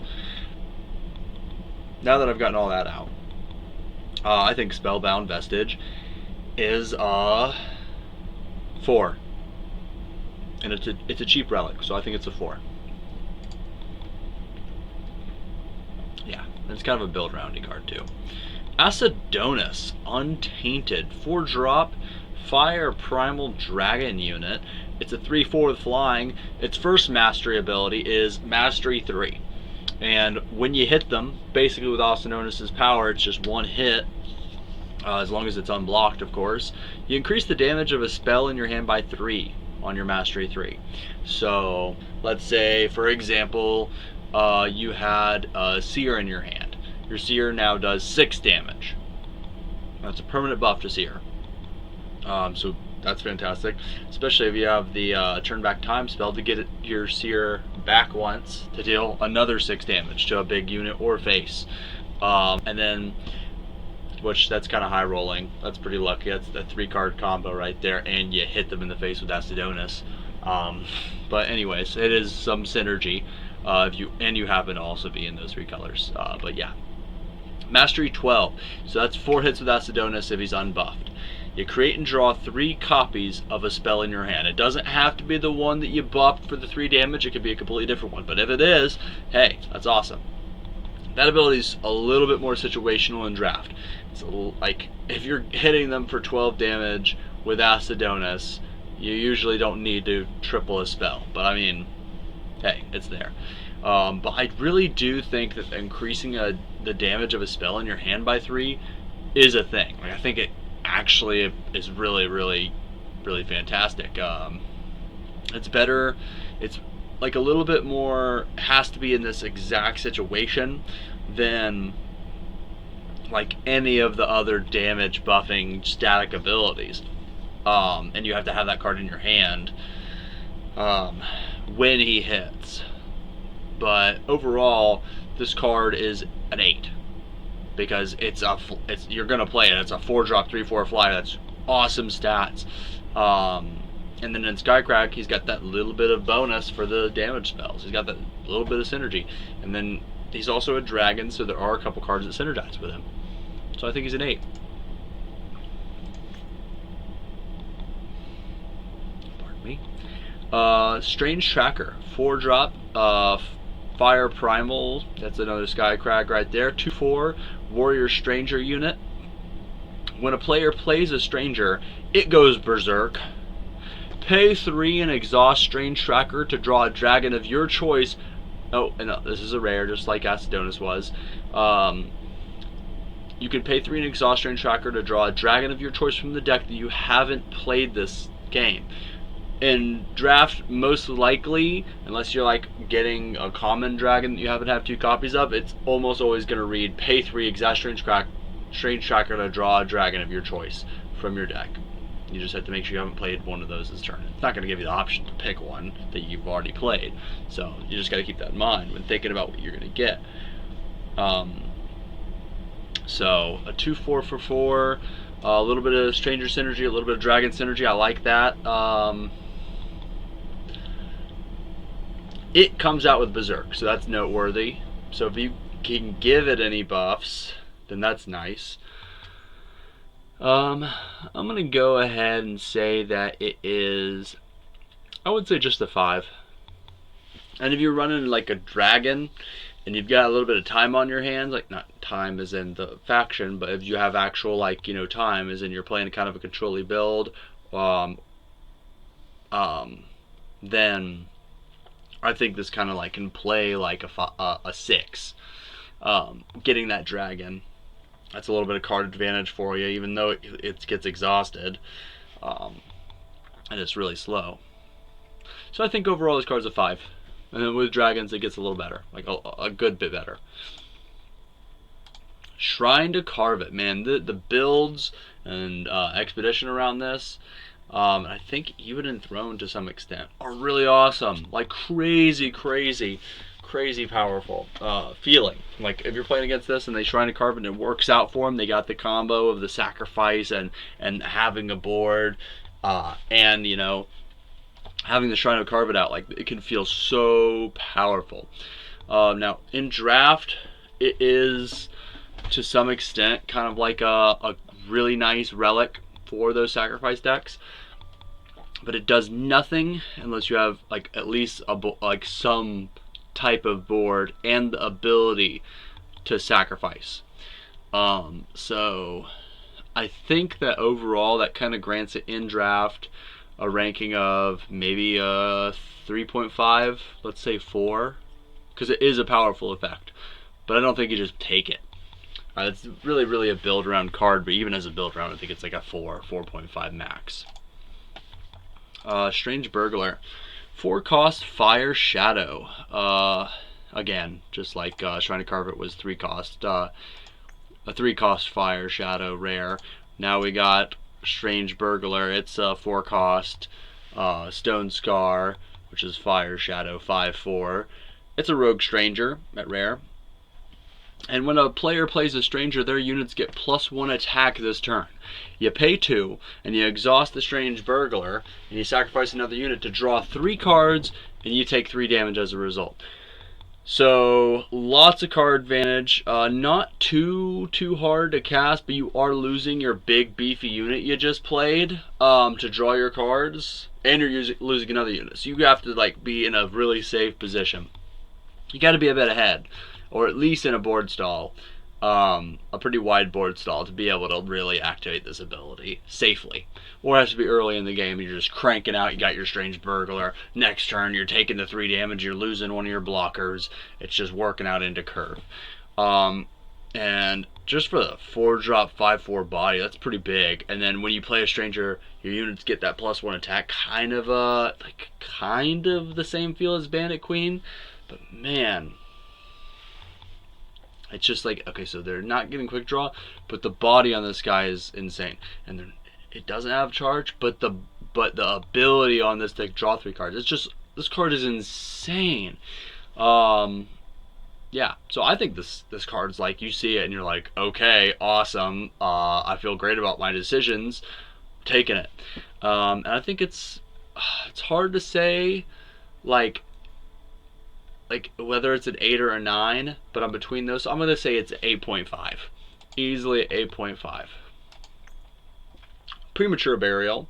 We got a 6 cost Fire Shadow. The enemy player chooses 2 of their units to save, then sacrifices the rest. I think this is a extremely bad uncommon in Stone Scar. I think it's a 1. I'm sure that there's turns that someone plays this card and you're just like, holy crap, they kill the unit, or they killed 3 units. Like, best case scenario, they killed your 3 worst units, and got out of a board stall. And it can happen. This card's bad though. I would give this one a 1. I think this, in general, like if you're just taking it in general, Premature Burial is a bad card. Maybe it's a 1.5, but I mean, now we're just splitting hairs. Hammer of Unity, we got a rare weapon here. It's now we're in Combre. 2 time justice, 2 attack, 0 health bonus. The wielder is invulnerable to damage on your turn, and your units that share a type with the wielder cost 1 less. This card's fantastic. I like this card a lot. The format's kind of lacking in the weapon department to a good extent, and this is just a solid weapon. All you have to be doing is have some type of unit shared type to get that little bonus, and it's not like the best part of the card. The invulnerability on the wielder is better, just to be able to push and like pressure your opponent, and then +2/+0 kind of makes this not like a super nice card. But it does kind of like, it's very aggressive. It's very aggressive in the combat department. And I feel like decks in this format just aren't very creature heavy. But this is a card that kind of like can make it happen. So I think I would give this card a 5. I think it's perfectly playable. I don't think it's like gonna win you the game by itself, but it's gonna do things that kind of like pressure your opponent, give you a little bit of tempo advantage potentially with that cost reduction. I think it's overall solid playable. Pillar of Progress, 2-cost Combre, which is Time Justice. It's an uncommon relic. Gives you a +1 maximum power, and when you play a relic weapon, it gets +1 attack. I think this is a 4. It's not a, like, neither abilities are super important. But if you are in creation, I think that's what you call Time Justice Fire. I'm pretty sure it's creation. I would say it's creation. But it does give you a little bonus to the relic weapons. Lets you get your later stuff out a little earlier. It's a relic for anything that requires you to have a relic out. So I think it's a 4. It's not like something you're super in search for, but you can play it. Garrett is a promo card. And he is in this search that I made. So there's Garrett. Goodbye, Garrett. We're not reviewing a promo right now. We're reviewing a set for the purposes of the community draft survey. So sorry. 3-cost Time Justice. It's a 3/2. This is Strange Duelist right here. It's a rare warrior stranger. When a player plays a stranger, including Strange Duelist of course, they gain 1 health and 1 armor.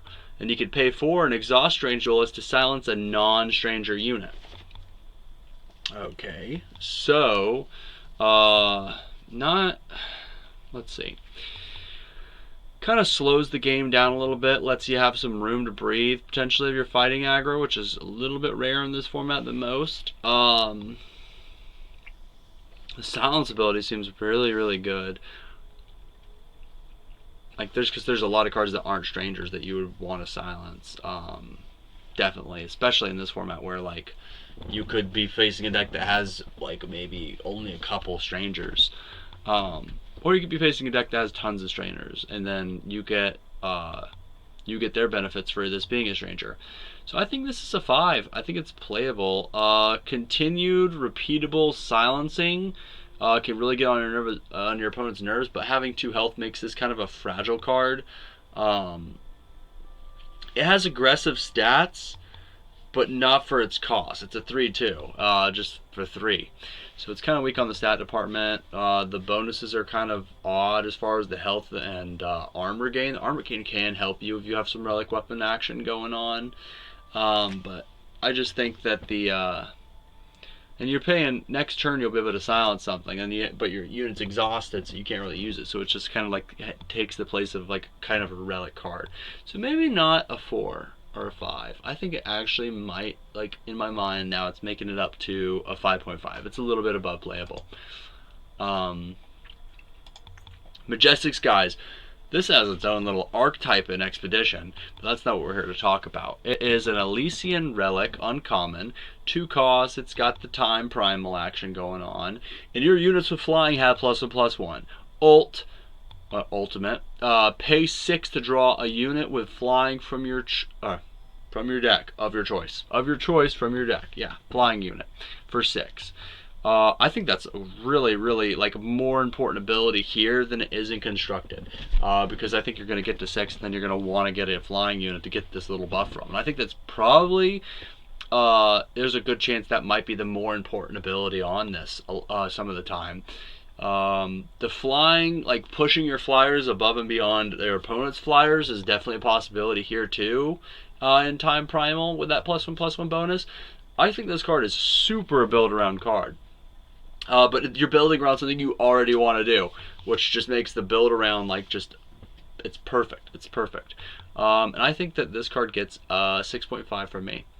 It is a good bit above playable. I love this card, and it is kind of a build around card. You can't just jam it into Elysian, or an Elysian faction hybrid. You know, you can't. But it gets a 6.5 for me. Now we're on to Strange Sorcerer, another Elysian card. 3-time primal for a 2/3. It's a stranger at rare, a mage stranger. And when a player plays a stranger, including Strange Sorcerer, they replenish 1 power. So, in a weird way, if you can get to 3, it really only costs you 2. Because you're getting that power back in a turn where you have other stuff to play. And then it has another ability here. Pay 4, and you can exhaust the Strange Sorcerer to draw a card for each of your units of flying. Okay, so we got a non-flying unit that synergizes with flyers, and it also is a stranger that synergizes with strangers to some extent. I don't know how important the gaining of 1 power when you play a stranger is, but it does make your strangers like backwards cheaper, which is crazy. Like, this is a strange ability. Huh. Hence Strange Sorcerer. Pardon my pun. And then you can exhaust it to draw a card for each of your flyers. That is a little bit more build aroundy, I feel like, ironically, than the Majestic Skies. Like, I think you really have to have some flyers out there, and it's a really slow ability, and the body's just not super fantastic on this. I give it 4.5 though. It's just a really odd card. But you could do some amazing things. You could pay 4, draw 2 cards. That's awesome. That's like crazy powerful. That's great. But you have to have 2 flyers out. It could be 2 humbugs. It could be like you get it off of that 1 card, the humbug nest. That's great synergy between them. But most of the time, it's going to be a little bit harder to get your two flyers to make that 4 cost ability worth it. It can get you, like with 1 flyer, it can get you incremental advantage over time, but it's just really slow. So I think this card is very build around potential to be a 6, but I think it's a 4.5 when you're trying to figure out if you're going to pick it or not. Alright, so we got Alban Fallen. 5 cost time primal 3/3. It's a warrior at rare. Aegis, charge, and endurance. Okay.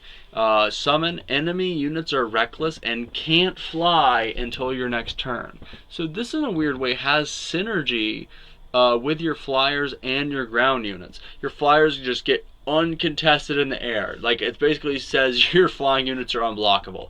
And then on the next turn, your ground units can block flyers. That is a pretty solid, if not kind of situational effect.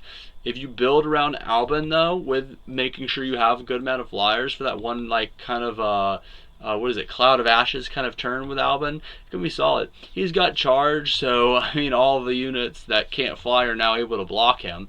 But in other situations, he gets the bonus of being like they can interact with him if they're exhausted. And they didn't leave a flying blocker out.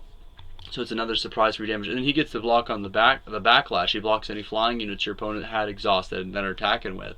Then he has Corrupted 2 to be able to do that whole other cycle again.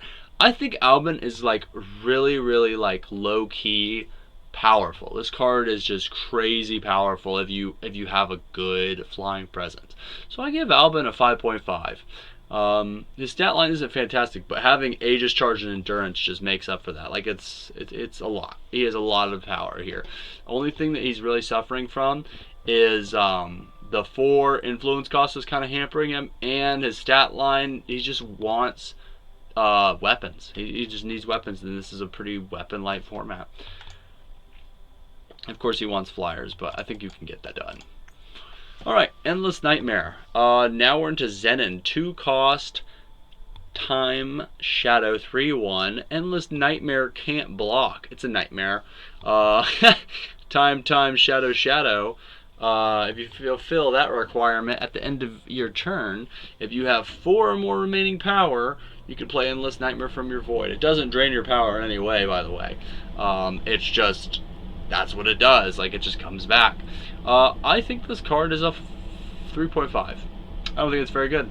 It has a little bit of synergy with Sacrifice, you know, where you can keep sacrificing it, but it's happening at the end of your turn, so you need some fast speed sacrifice to be able to interact with it as soon as it comes back. So it's kind of an awkward position there. So I don't think it's super solid. It's not like a rare you see and are just like, oh my gosh, let me pick it. No, It's not going to happen a lot. You're going to see it and be like, am I in Zen? Am I in Sacrifice? Is there anything else in the pack I could possibly take over Endless Nightmare? You're going to be asking yourself a lot of questions, which you should be asking anyways. Not necessarily those specific questions, but you should be asking questions, and the ones that you have to ask are abundant with Endless Nightmare. So I think it's pretty low on the totem pole as far as cards go. 3.5 or 4. I would say final answer is 3.5. Boom. There we go. Hot take right there. Kind of a cold take at this point. Like, because he's been out in the format for a while. Don't think it's performed super crazily, but in the new format, that's my take for him. 3.5. We got another Zenin card right here. It's a 2-cost Time Shadow 3/2 Strange Navigator. It's an Explorer and a Stranger. When a player plays a Stranger, each unit in their hand gets +1/+1, and you can pay 9 and not sacrifice. You could pay 9 and exhaust Strange Navigator to draw 5 units from your void. So it's got kind of a void synergy thing going on. There are several ways to get cards from your void in this format, so it's possible that you can get a bonus. And then he has that added way later in the late game ability to draw those units from your void. Unfortunately, the turn he does that it's deep into the game. Which is when you're gonna have units in your void anyways, but you can't play any of those units on your turn unless you just have like a ridiculous amount of power. You might be able to play 1 or 2. But the next turn after that, if you had 9 power to be able to do that, you're going to be playing a couple of your units. You're going to be playing several of them, maybe even a few, just to have a couple of. You're going to be maybe playing 3 or 4 of them. If everything went well, if you had that many in your void when you reach 9 power and activated the ability. The +1/+1 in your void when it gets a Stranger only really matters if you're getting stuff out of your void. So overall, the stat line is what we're looking at here. It's a 2-cost 3/2 with a little bit of a cool little internal synergy thing going on. So I say that he is a 4.5. That's my take on Strange Navigator. 4.5. Airmont's Machinations. 5 cost. We got the Zen in action here. It's Time Shadow. This is what Airmont's Machination does. You get to play a 1-cost unit, a 2-cost unit, and a 3-cost unit from your void. They get +1/+1 and Overwhelm. It's uncommon. This card is insane. It kind of pushes you into those Zenin hybrids, you know, your different factions that include Zenin as a type. Like, it's a really strong card. They get you lots of value, even if you don't get that 1-drop. And sometimes, if you get a 1-drop and a 3-drop, it's fine. And it's playable if you have some like really powerful action with your 1-drop, so you get a 1-drop 2-cost, but it's not exactly what you're looking for. Where it really pushes that is it's giving you Overwhelm on 2 bodies and +1/+1 on 2 bodies. But if you can get all 3, you can get like bing, got your 7s in every single slot on the slot machine. Then that is when this card is awesome. And overall, even if you don't get that every time or you can't set that situation up, I think that Airmont's Machination makes it to 8. It's a great card. It's pretty pushed, I think. It is awesome art, by the way, especially in premium. Like, that card is awesome in premium. Don't own any of those, but you know, it's really nice. Okay, so now we're into Huru. 3 cost Primal and Justice and Primal. It's a 2/2, and when a player plays a Stranger, they draw a relic from the top 6 cards of their deck and bottom the rest. You can pay 3, and you can exhaust Strange Rider, and he gets plus attack plus health for your highest cost relic. Alright, so when this lands, it's searching your top 6 for that relic, and then it's getting the ability to instead of like spending your power and other things, you can invest to make him stronger, to fix that stat line essentially if you're going aggressive on it, because he only gets it during your turn. No. Oh my gosh, I'm wrong. That's a permanent buff, but he is getting exhausted. Okay, so it's backwards of what I was thinking. You're spending time to make him bigger. So hopefully you're pulling from the top. decently sized relic, maybe like a 5-cost relic in your colors. Being able to plop that down on the next turn or the turn after, depending on if you're playing Strange Rider on curve. And then after that, I think exhaust is a cost, so you only get to do that once. Yeah, you only get to do that once. So then, turn after you play your relic, maybe it's a 4-cost, 5-cost, even 6-cost potentially, you're getting that permanent plus attack plus health bonus for its cost. After you pay 3 and exhaust him. So I think he's got like a lot of like choices that you get to make here. If you're running heavy on relics, then I think that Strange Rider is worth it. And I would say that my rating on this Paladin Stranger right here at the rare rarity would be a 5. It's kind of built around you with the relics though. Like it's 5, and if you build around it really well, and you hit that high threshold of relics where it's consistent, to actually be able to hit one off the top. Now, I haven't done any personal math on this, but I would say that it gives him a little bit of a buff there, like a decent sized buff, like points wise. I think he becomes more like a 6.5. But his rating stands. It's a 5 for me. From me. Okay, so we got a kind of an odd one here. It's a rare, it's unseen, it's a 3-cost Huru, it's Justice Primal, 06 Yojimba Ghostblade. He gets plus attack equal to your maximum power, but when Yojimba hits the enemy player, you draw 2 cards. Here's the catch. When the enemy player plays a unit, they silence Yojimba. Kind of unfortunate. And basically what I'm seeing here is you might get a crazy turn if your opponent whiffs. Kind of like sort of like Unkindness. The only difference is Unkindness just is whenever they whiff on their unit, they're messed up.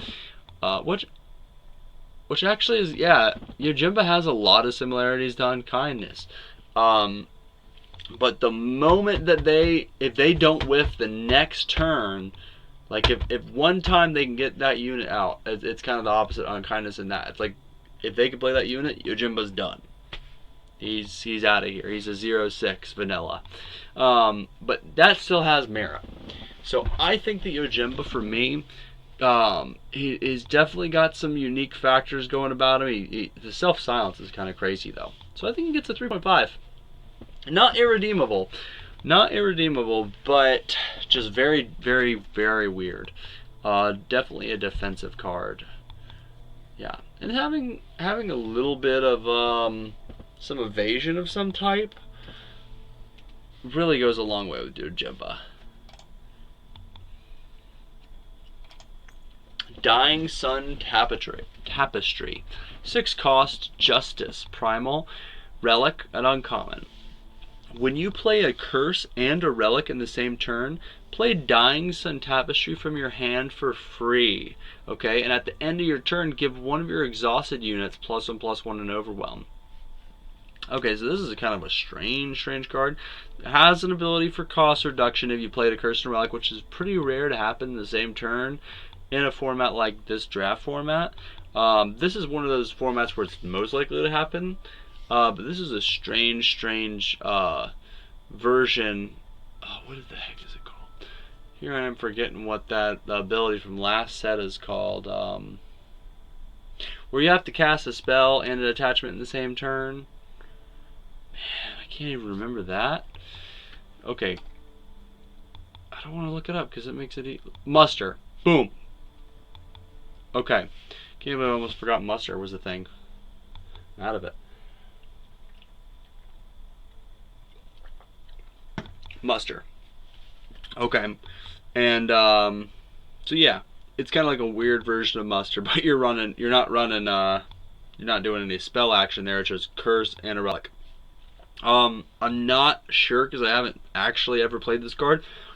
I don't think it could be a cursed relic. I think it has to be a curse and a relic separately. I think it is worth testing that out though. Try to find that out. And at the end of your turn, giving your one of your exhausting units +1/+1 overwhelm, kind of like it is a little bit of a bonus, but it's not where you want to be as far as like if you compare it to other cards, it seems weak. Like there's the 2-drop, the guide, there's the book. Like whenever a creature attacks alone, Paladin's Oath Book, I think is what it's called. They get a permanent +1/+1 bonus. They don't get overwhelmed, but this thing can give overwhelmed your creatures incrementally over time. So there's like overall, it is a kind of nice little boon to have that overwhelm action and the ability to potentially play this for free off of a strange combo. A little bit of relic synergy. I like that it can be free, and it's also in the same colors as your Book Club Yeti. So I think overall, Dying Set Tapestry gets a 3.5. Yep.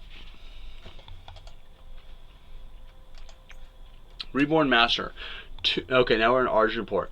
2-cost Justice Shadow. It's a 2/3 with endurance, and it's unseen, uncommon. And your units with 2 or more battle skills have +1 attack. Reborn Master with endurance needs 1 more battle skill to get her own bonus. I think this card's really cool. As far as art goes, it's excellent and constructed too. But and it's solid stats. Really, if you're thinking about it, if you're looking at it, even though it's that double influence cost, it doesn't like just pull you into taking the card. Endurance is nice. The 2/3 body is pretty great. So honestly, I give Reborn Master a 6. It's like above playable. Maybe like a 5.5, but you know, with synergies it just gets better. Strange Ally. 3-cost Justice Shadow. It's a 2/2 at rare, Soldier Stranger. When a player plays a stranger, including Strange Ally, they play a -1/-1 curse on non-stranger enemy unit. So that's pretty awesome. Boom, you just ping something with a permanent -1/-1 bonus. It can be a big unit that you just need to bring it down so you can help your board style state be a little bit more even, or you can reduce your opponent's board stall so you can get past it. And then it also has an added ability, and it just keeps happening when you play a bunch of strangers. Now this is a kind of card that makes you want to play lots of strangers, and it doesn't get hampered if your opponent's playing strangers. If you have a ton, like if you hit a really critical mass of strangers, it can get insane. You can start like taking out units. But you have to high roll on that. I feel like you have to high roll in the draft, and you have to high roll when you're playing. And it also has paid to an exhaust Strange Ally to give one of your units a random battle skill. It can give itself random battle skills, which is pretty neat. And then even if it gets reckless, you could just use this ability again. It's costing you 2 power, but it's not like it has to attack if that happens. I think this card is really solid. 3-cost 2/2 isn't the greatest stats, but it's 3-cost 2/2 to give something -1/-1, so it's kind of like a 3-cost 3/3 in stats if you think about it, because it's taking away some stats. So I rate this card, I think it's a solid 6.5. I think it has a lot of potential. I think it's a very great card. Like it's so solid. Then we got a 6-drop. We're still in Argent Port. Unseen Execution. It's a rare spell. Justice, Shadow. So man, you have to be invested in those colors. It's not a splash card here. What it does is it kills each unit with fewer than 2 battle skills. If you've got a really high mass of units with battle skills, or if you have a really like unit low deck and you're building that control build, then this is kind of a card for you. Even so, I think it's just a 5, because, and it's not going to go in every deck. It's not just like a, okay, take it. It's you need to be in Justice, you need to be in Shadow, and you either need to have some double battle skill units, or you need to not have a low, like you need to have the ability to want a board clear. Making it a one-sided Wrath is fantastic. It can make it feel a lot better than a 5. But the times you're going to be able to play it like that are few. Okay. And we're in Feln. 2-cost Primal Shadow spell at uncommon, Essence Feast. It deals 1 damage to each unit, and then it has lifesteal while the enemy player has 10 or more cards in their void, and deadly when they have 20 or more. This card is more of a constructed build around in my eyes, but if you're on that mill plan, it doesn't do anything to mill by itself, but it does have a kind of utility spell attached to it, even if you haven't milled them. So it's usable if it's like one of the first cards you're playing, but you know, and I think it's pretty solid for that. The dealing 1 damage to each unit for 2, I think that's worth it to some extent in some situations. With the lifesteal, now that's just a really nice bonus. Like if you're gaining, you got 2 units out, your opponent's got 3, gaining 5 life off of this card makes it so much better than no life gain. Like it's a significant amount. Kind of helps you, especially if you kill a unit or 2. Like it could be pretty decent.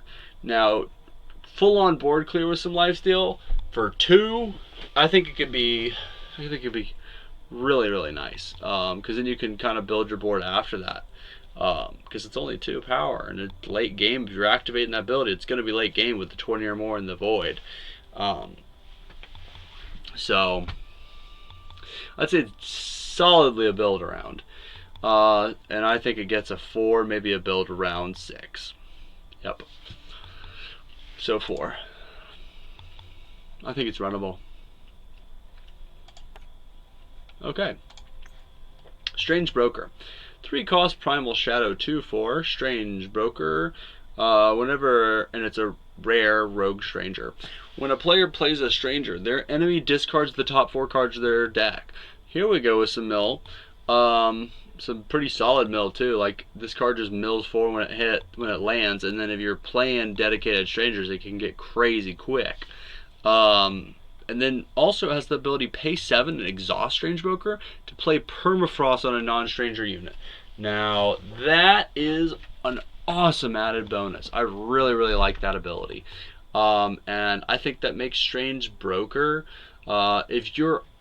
it can push you into the middle plan, I feel like, because it's so powerful in that department, and just it's powerful in general. And I think this card is a 6.5. Just throwing permafrost on stuff, having a 2/4 stat line for 3. This card's got it all. It is more than a playable card, and it kind of builds your format. Now, if you're not in Feln, and if you don't think you can get into a mill plan, it's not the card for you, but it is a bit pushed. Okay, some more mill coming up.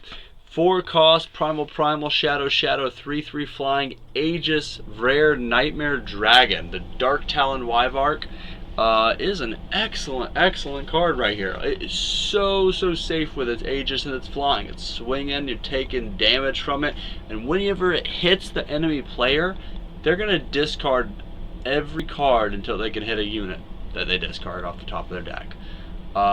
So that could be, it's kind of a swinging RNG kind of ability to some extent. Depending on how unit heavy your opponent's deck is, it can get you a lot of cards though. And in this format, that's a lot. That's going to be a lot, I feel like, more often than not. And I think this card, even like just ignore the text, other than flying Aegis, 4-drop, really heavy influence cost, you need to be in Feln, 3/3. I would say it's like a 6.5 with that, and with its added ability and the potential to go heavy on the mill, I think it's a 7. I think that Dark Talon Wyvark is a 7. Token of Creation. We're just going to talk about the tokens real quick here.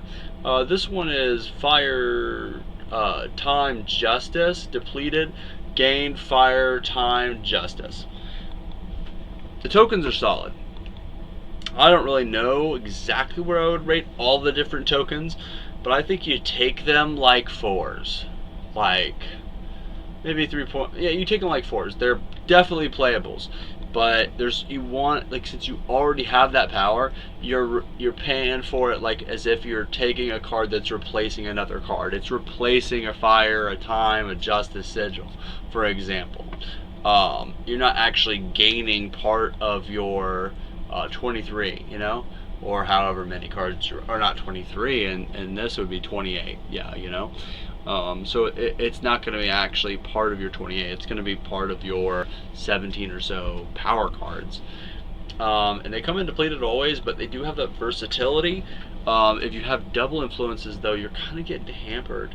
And it is for the slower archetypes. So the slower of the archetypes is what wants these a little tiny bit more. But I think they're 4s. I think they are 4s. And then we got the chance. The chance also vary in mileage. I don't know where I would put each of them in turn, personally, but I think they definitely have a good amount of value. You draw, it's kind of like a Seek Power, but with a big bonus. And they are replacing a power, but they are like they make you run 1 less power than you would. And they do have some potential to have really nice little upside. If you have your double fire, double time, double Josis, you get to invoke if you decimate. Normally they just draw you a fire sigil, time sigil, or justice sigil, but it does have that nice added bonus in the case that you do want to decimate to invoke. So, and invoke is really powerful. These cards are, I would say, 6.5s. Like, they are way above playable. They're solid cards, all the chance. Mileage might vary depending on archetype. You can run it if you're 2 of the colors, though, but I would just run it a little bit lower, just a tad bit lower, you know, because, like, say you're in Praxis with Primal, in the case of the Creation Chant, it's going to be really hard to get that invoke off, but it does fix you for your 2. Like, it does play the same role as a Seek Power, so it is still really solidly playable. Then we got the displays. The displays are definitely, let me just check what's going on here. We got 1, 2, yeah, we're almost to the end already. We're going to go over the displays, of course, but the displays all have unique effects. There's so much to them. They're a complicated, powerful card.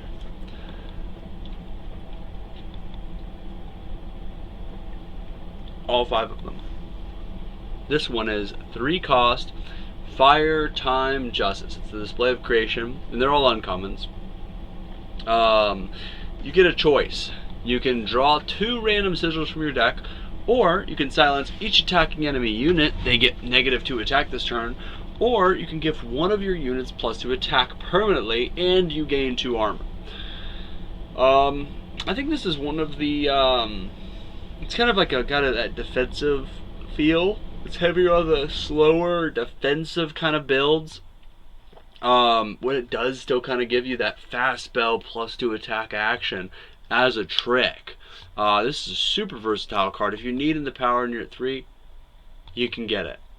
So overall, I think that Display of Creation amounts to, I think it's a 7.5. It is way above playable, and it is a solid card. Now we got, oh man, this is a legendary warrior, Naoki, Valiant Warrior. 5 cost, and it's, you're not going to be playing it on 5 most of the time because it's fire, time, justice for a 5/5. This thing is jam-packed with abilities, though. It's got Charge, Endurance, Exalted, and Pledge. And when a relic goes to your void, you can play a random sigil from your deck, and then if you do hit twice with unblocked, it has Mastery 10. So you get plus attack and plus health equal to your armor on old Naoki here. So this card is just, oh, it's so powerful. I think Naoki, if you can run it, if you're solidly in creation, then it is a 9.5. This card is a win con. It has like kind of like with the Exalted, it has that kind of Ikaria feel. It's just abilities. It doesn't have too much in the whole department of evasion, which is kind of the disadvantage it has over a card like Ikaria, but it also costs 5, even though the influence costs are intense. So I think it's 9.5 easily. Naoki is solid.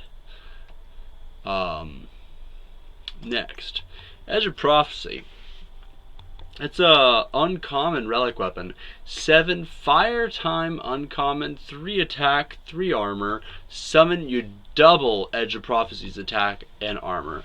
So just evaluating it as a 7-drop 6/6 as a relic weapon, this card's awesome. Like, that's a big hit. If you can get to 7, you're playing this card. I think its rating is a 7 because it's a removal spell. It's not going to be a 3/3 unless it gets silenced in your hand or something. Because once it lands, that's already doubled. Like, if they silence it on the board somehow, it's already a 6/6. And if you can get it buffed in your hand or buffed while it's in your deck with a Warcry, then it's just up from there. Like, you're getting Sword of the Sky King stats off of just one Warcry. And it's at 1 cost cheaper as long as you have Fire Time Justice. So this card is awesome, awesome, awesome in draft. It's slower, but it does some work. You can remove some humongous creatures, and it just gets better and better the more Warcry and in-hand buffs you have. So, solid card, Edge of Prophecy here.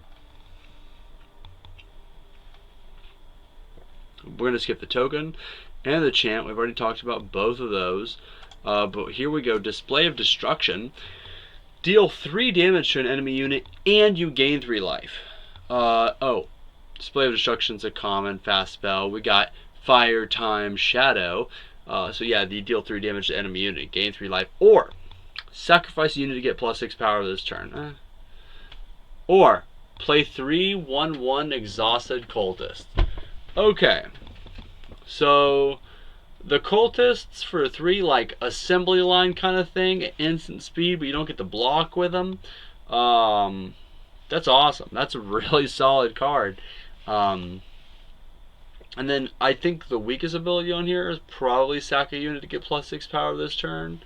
I mean, maybe you need to ramp into something like really, really badly, or you decimated power and then you drew into your bomb and you're just like, oh crap, I have to have this card. I got to get rid of this Display of Destruction to get my power up. That's a thing, because you're really netting. You're netting 3 power off this after the cast. So you're putting yourself at 6 if you play it when you're at 3, you know. And then its first ability is just decent removal. Like, it removes a bunch of stuff in the format. So I think this is a really, really solid card. I think it's I'd say Display of Destruction is an easy 8 just for its versatility. It's 2 abilities, top and bottom, really great. Its middle ability is kind of situational. Like, and when I say kind of, I mean really, really situational. Okay, so let's go on to Dova, the Fearmonger. It's a 5 cost. Fire, time, shadow, 5/5, Nightmare at the legendary rarity with Pledge. This card is insane. When you sacrifice another unit, you draw a card. And then if you can hit them twice, you get to play Possessed by Horrors, which is throwing your Bone Dragons out every single turn. Yeah, that's right. At the end of the cursed player's turn, you get to play a 0/1 Skeletal Dragon. The Skeletal Dragon, of course, has, I think it's when it on summon, it gets plus attack where your highest attack unit in your void, gets plus attack for the highest attack among units in your void.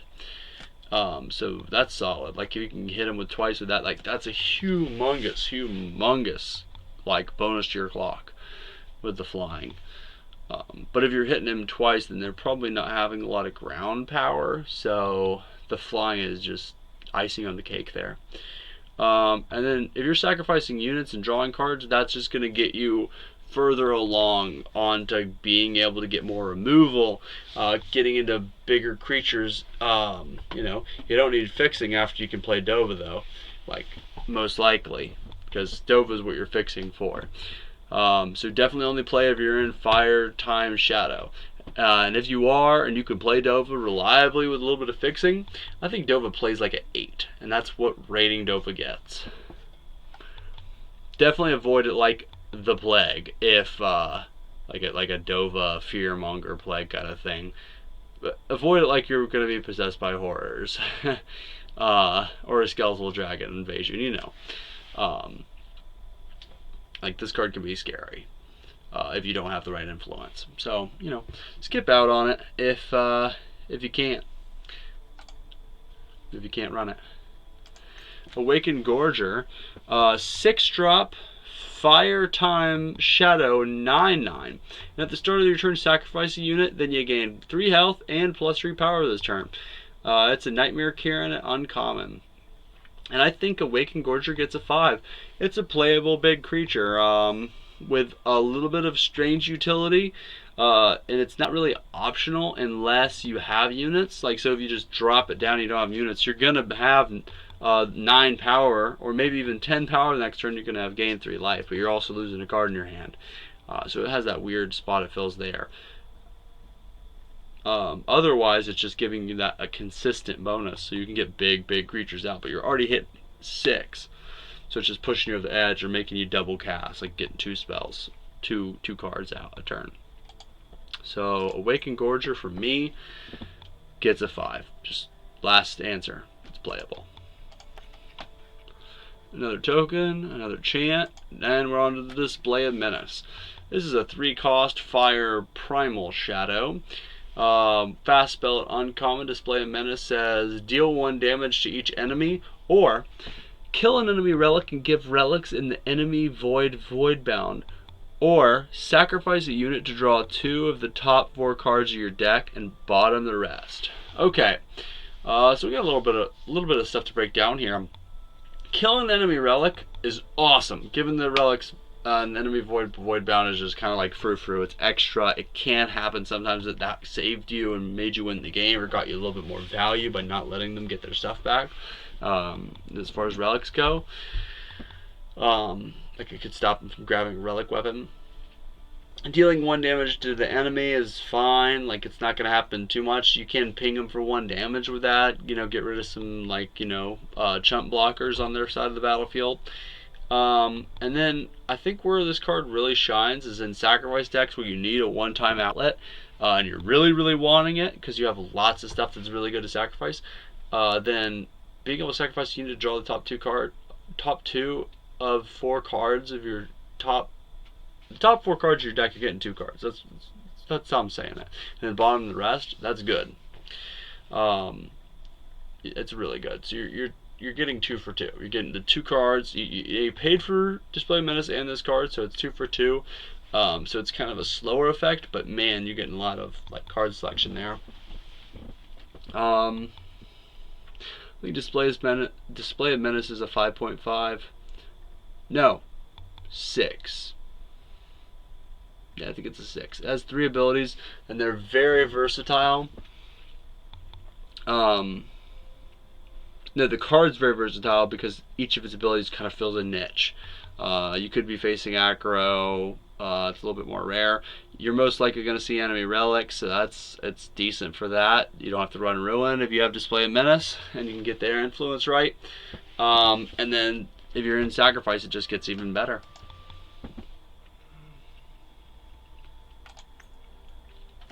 Here we go, Skylord Tolek. It's a 5-cost fire primal shadow. Skylord Tolek is a nightmare dragon at legendary rarity. Skylord Tolek has flying, pledge, and your other dragons go berserk and never stop. You can, if you hit them twice, which is easier to do because of the flying, Mastery 10, you transform any number of cards in your hand into dragons. So if you've been saving up sigils knowing that you're going to get in with Skylord Tolek, and you really need that final push to win the game by dropping a dragon every turn, you could turn, let's say 3 sigils in your hand into just random dragons that will go berserk when they hit the battlefield. So that's just a static effect that's crazy. He's playable at 5/5 for 5 flying. Pledge is nice because you have so much choice with the 3 factions he's got going on there. The only thing that really is holding back Skylord Tolek is that influence. If you're not in the influence requirements, it's so hard to splash him because it's double fire, double primal, double shadow. So that's why Skylord Tolek is getting a 7.5 from me. Then we got 6 Fire Primal Shadow. It's a Razorpain Hellkite, 4/5 flyer, Nightmare Dragon uncommon. Gets +2 attack for each treasure trove in your void. So the more treasure troves you play, the better it gets. And you can pay 8 to deal 1 damage for each different name among your dragons. So the paying 8 doesn't really seem like the highlight of this card. The +2 for treasure troves, if you've got some treasure trove synergy there, it can be awesome. It can be really awesome. And then other than that, 6-drop 4/5 flyer is nothing to sneeze at. I think this card gets a 5. It's perfectly playable. You need to be in the right influence. You might be able to splash one of the colors, but you're going to want to be 2 colors with that splash being your like last resort kind of thing if possible. Then we have the Display of Tradition.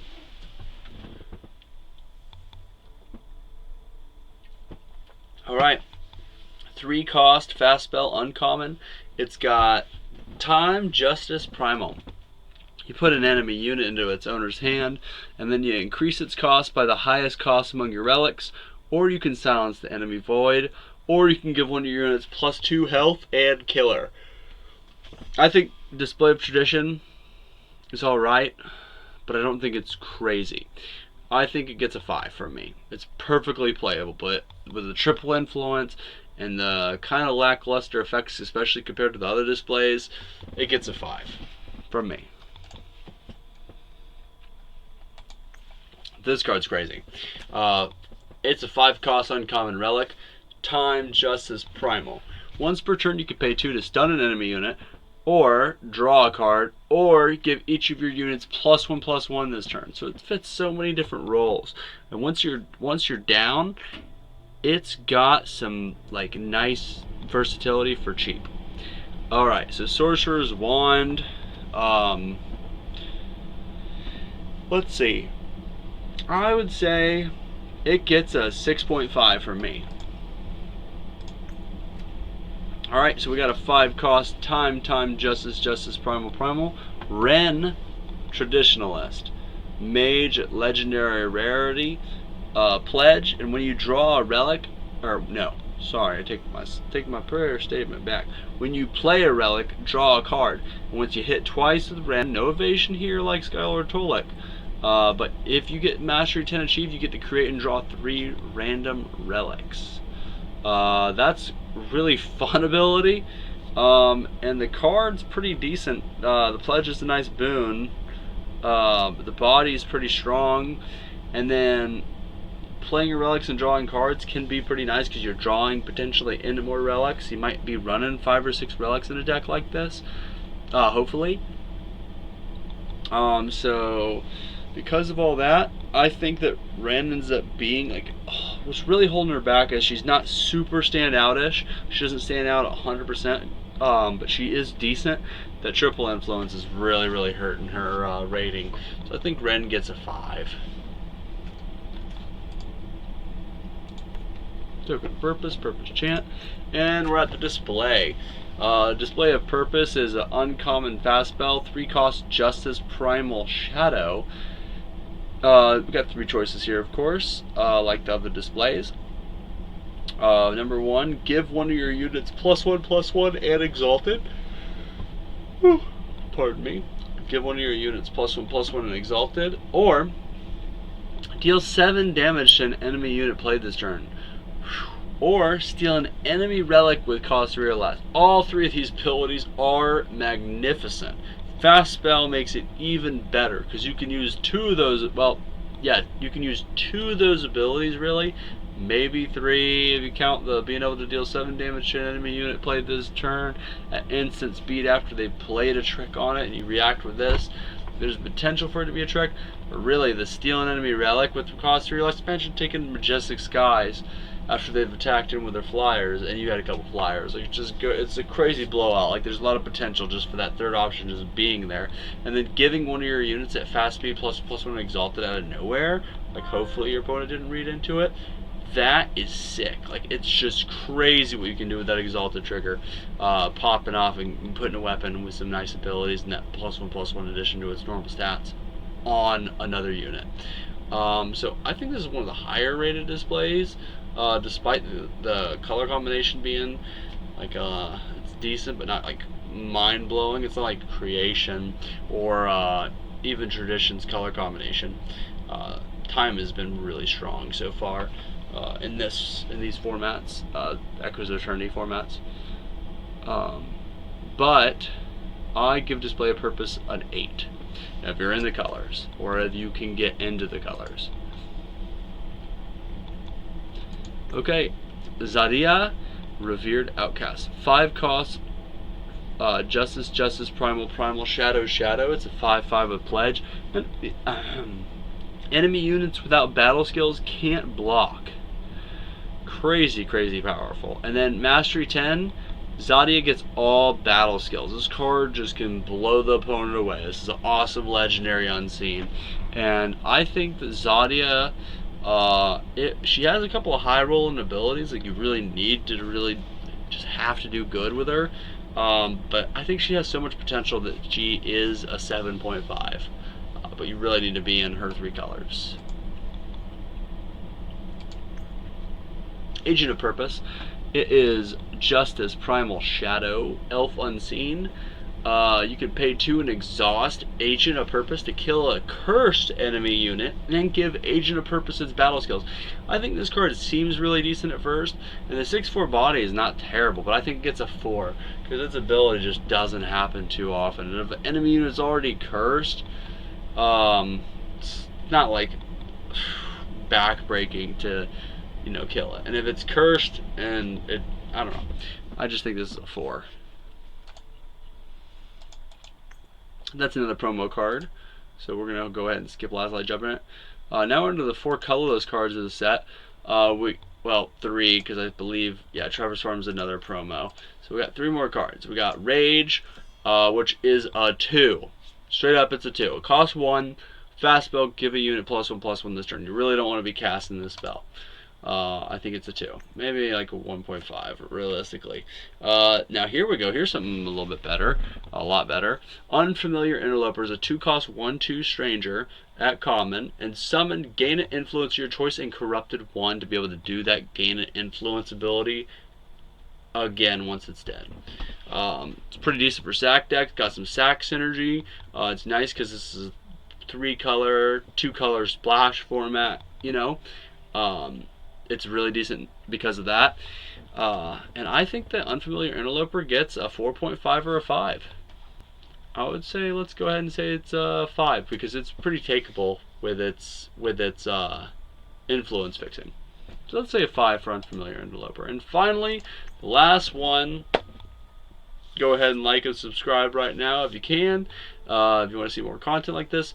Last card of our set review of Echoes of Eternity. 2-cost uncommon spell, Unity Within. Give one of your units and each of your units that share a type with it +1/+1. And this is a 10 because Unity is important. No, I'm just kidding. I think that Unity Within is as a card, it's a 3. You need to be in tribal. You need to have like 2 units out for it to be really, really good. So I think it's a 3. Thank you so much for your time. Thanks for listening to me talk about how I feel about these cards in this set. And I hope you got some useful advice out of it. I hope you got compared it with your own opinion. I hope you go and listen to some other sources and compare what I've said to them. I hope you check out the community draft survey and take that. And I hope you get some 7.0 deck lists and can submit it to Farming Eternal 7.0 deck lists.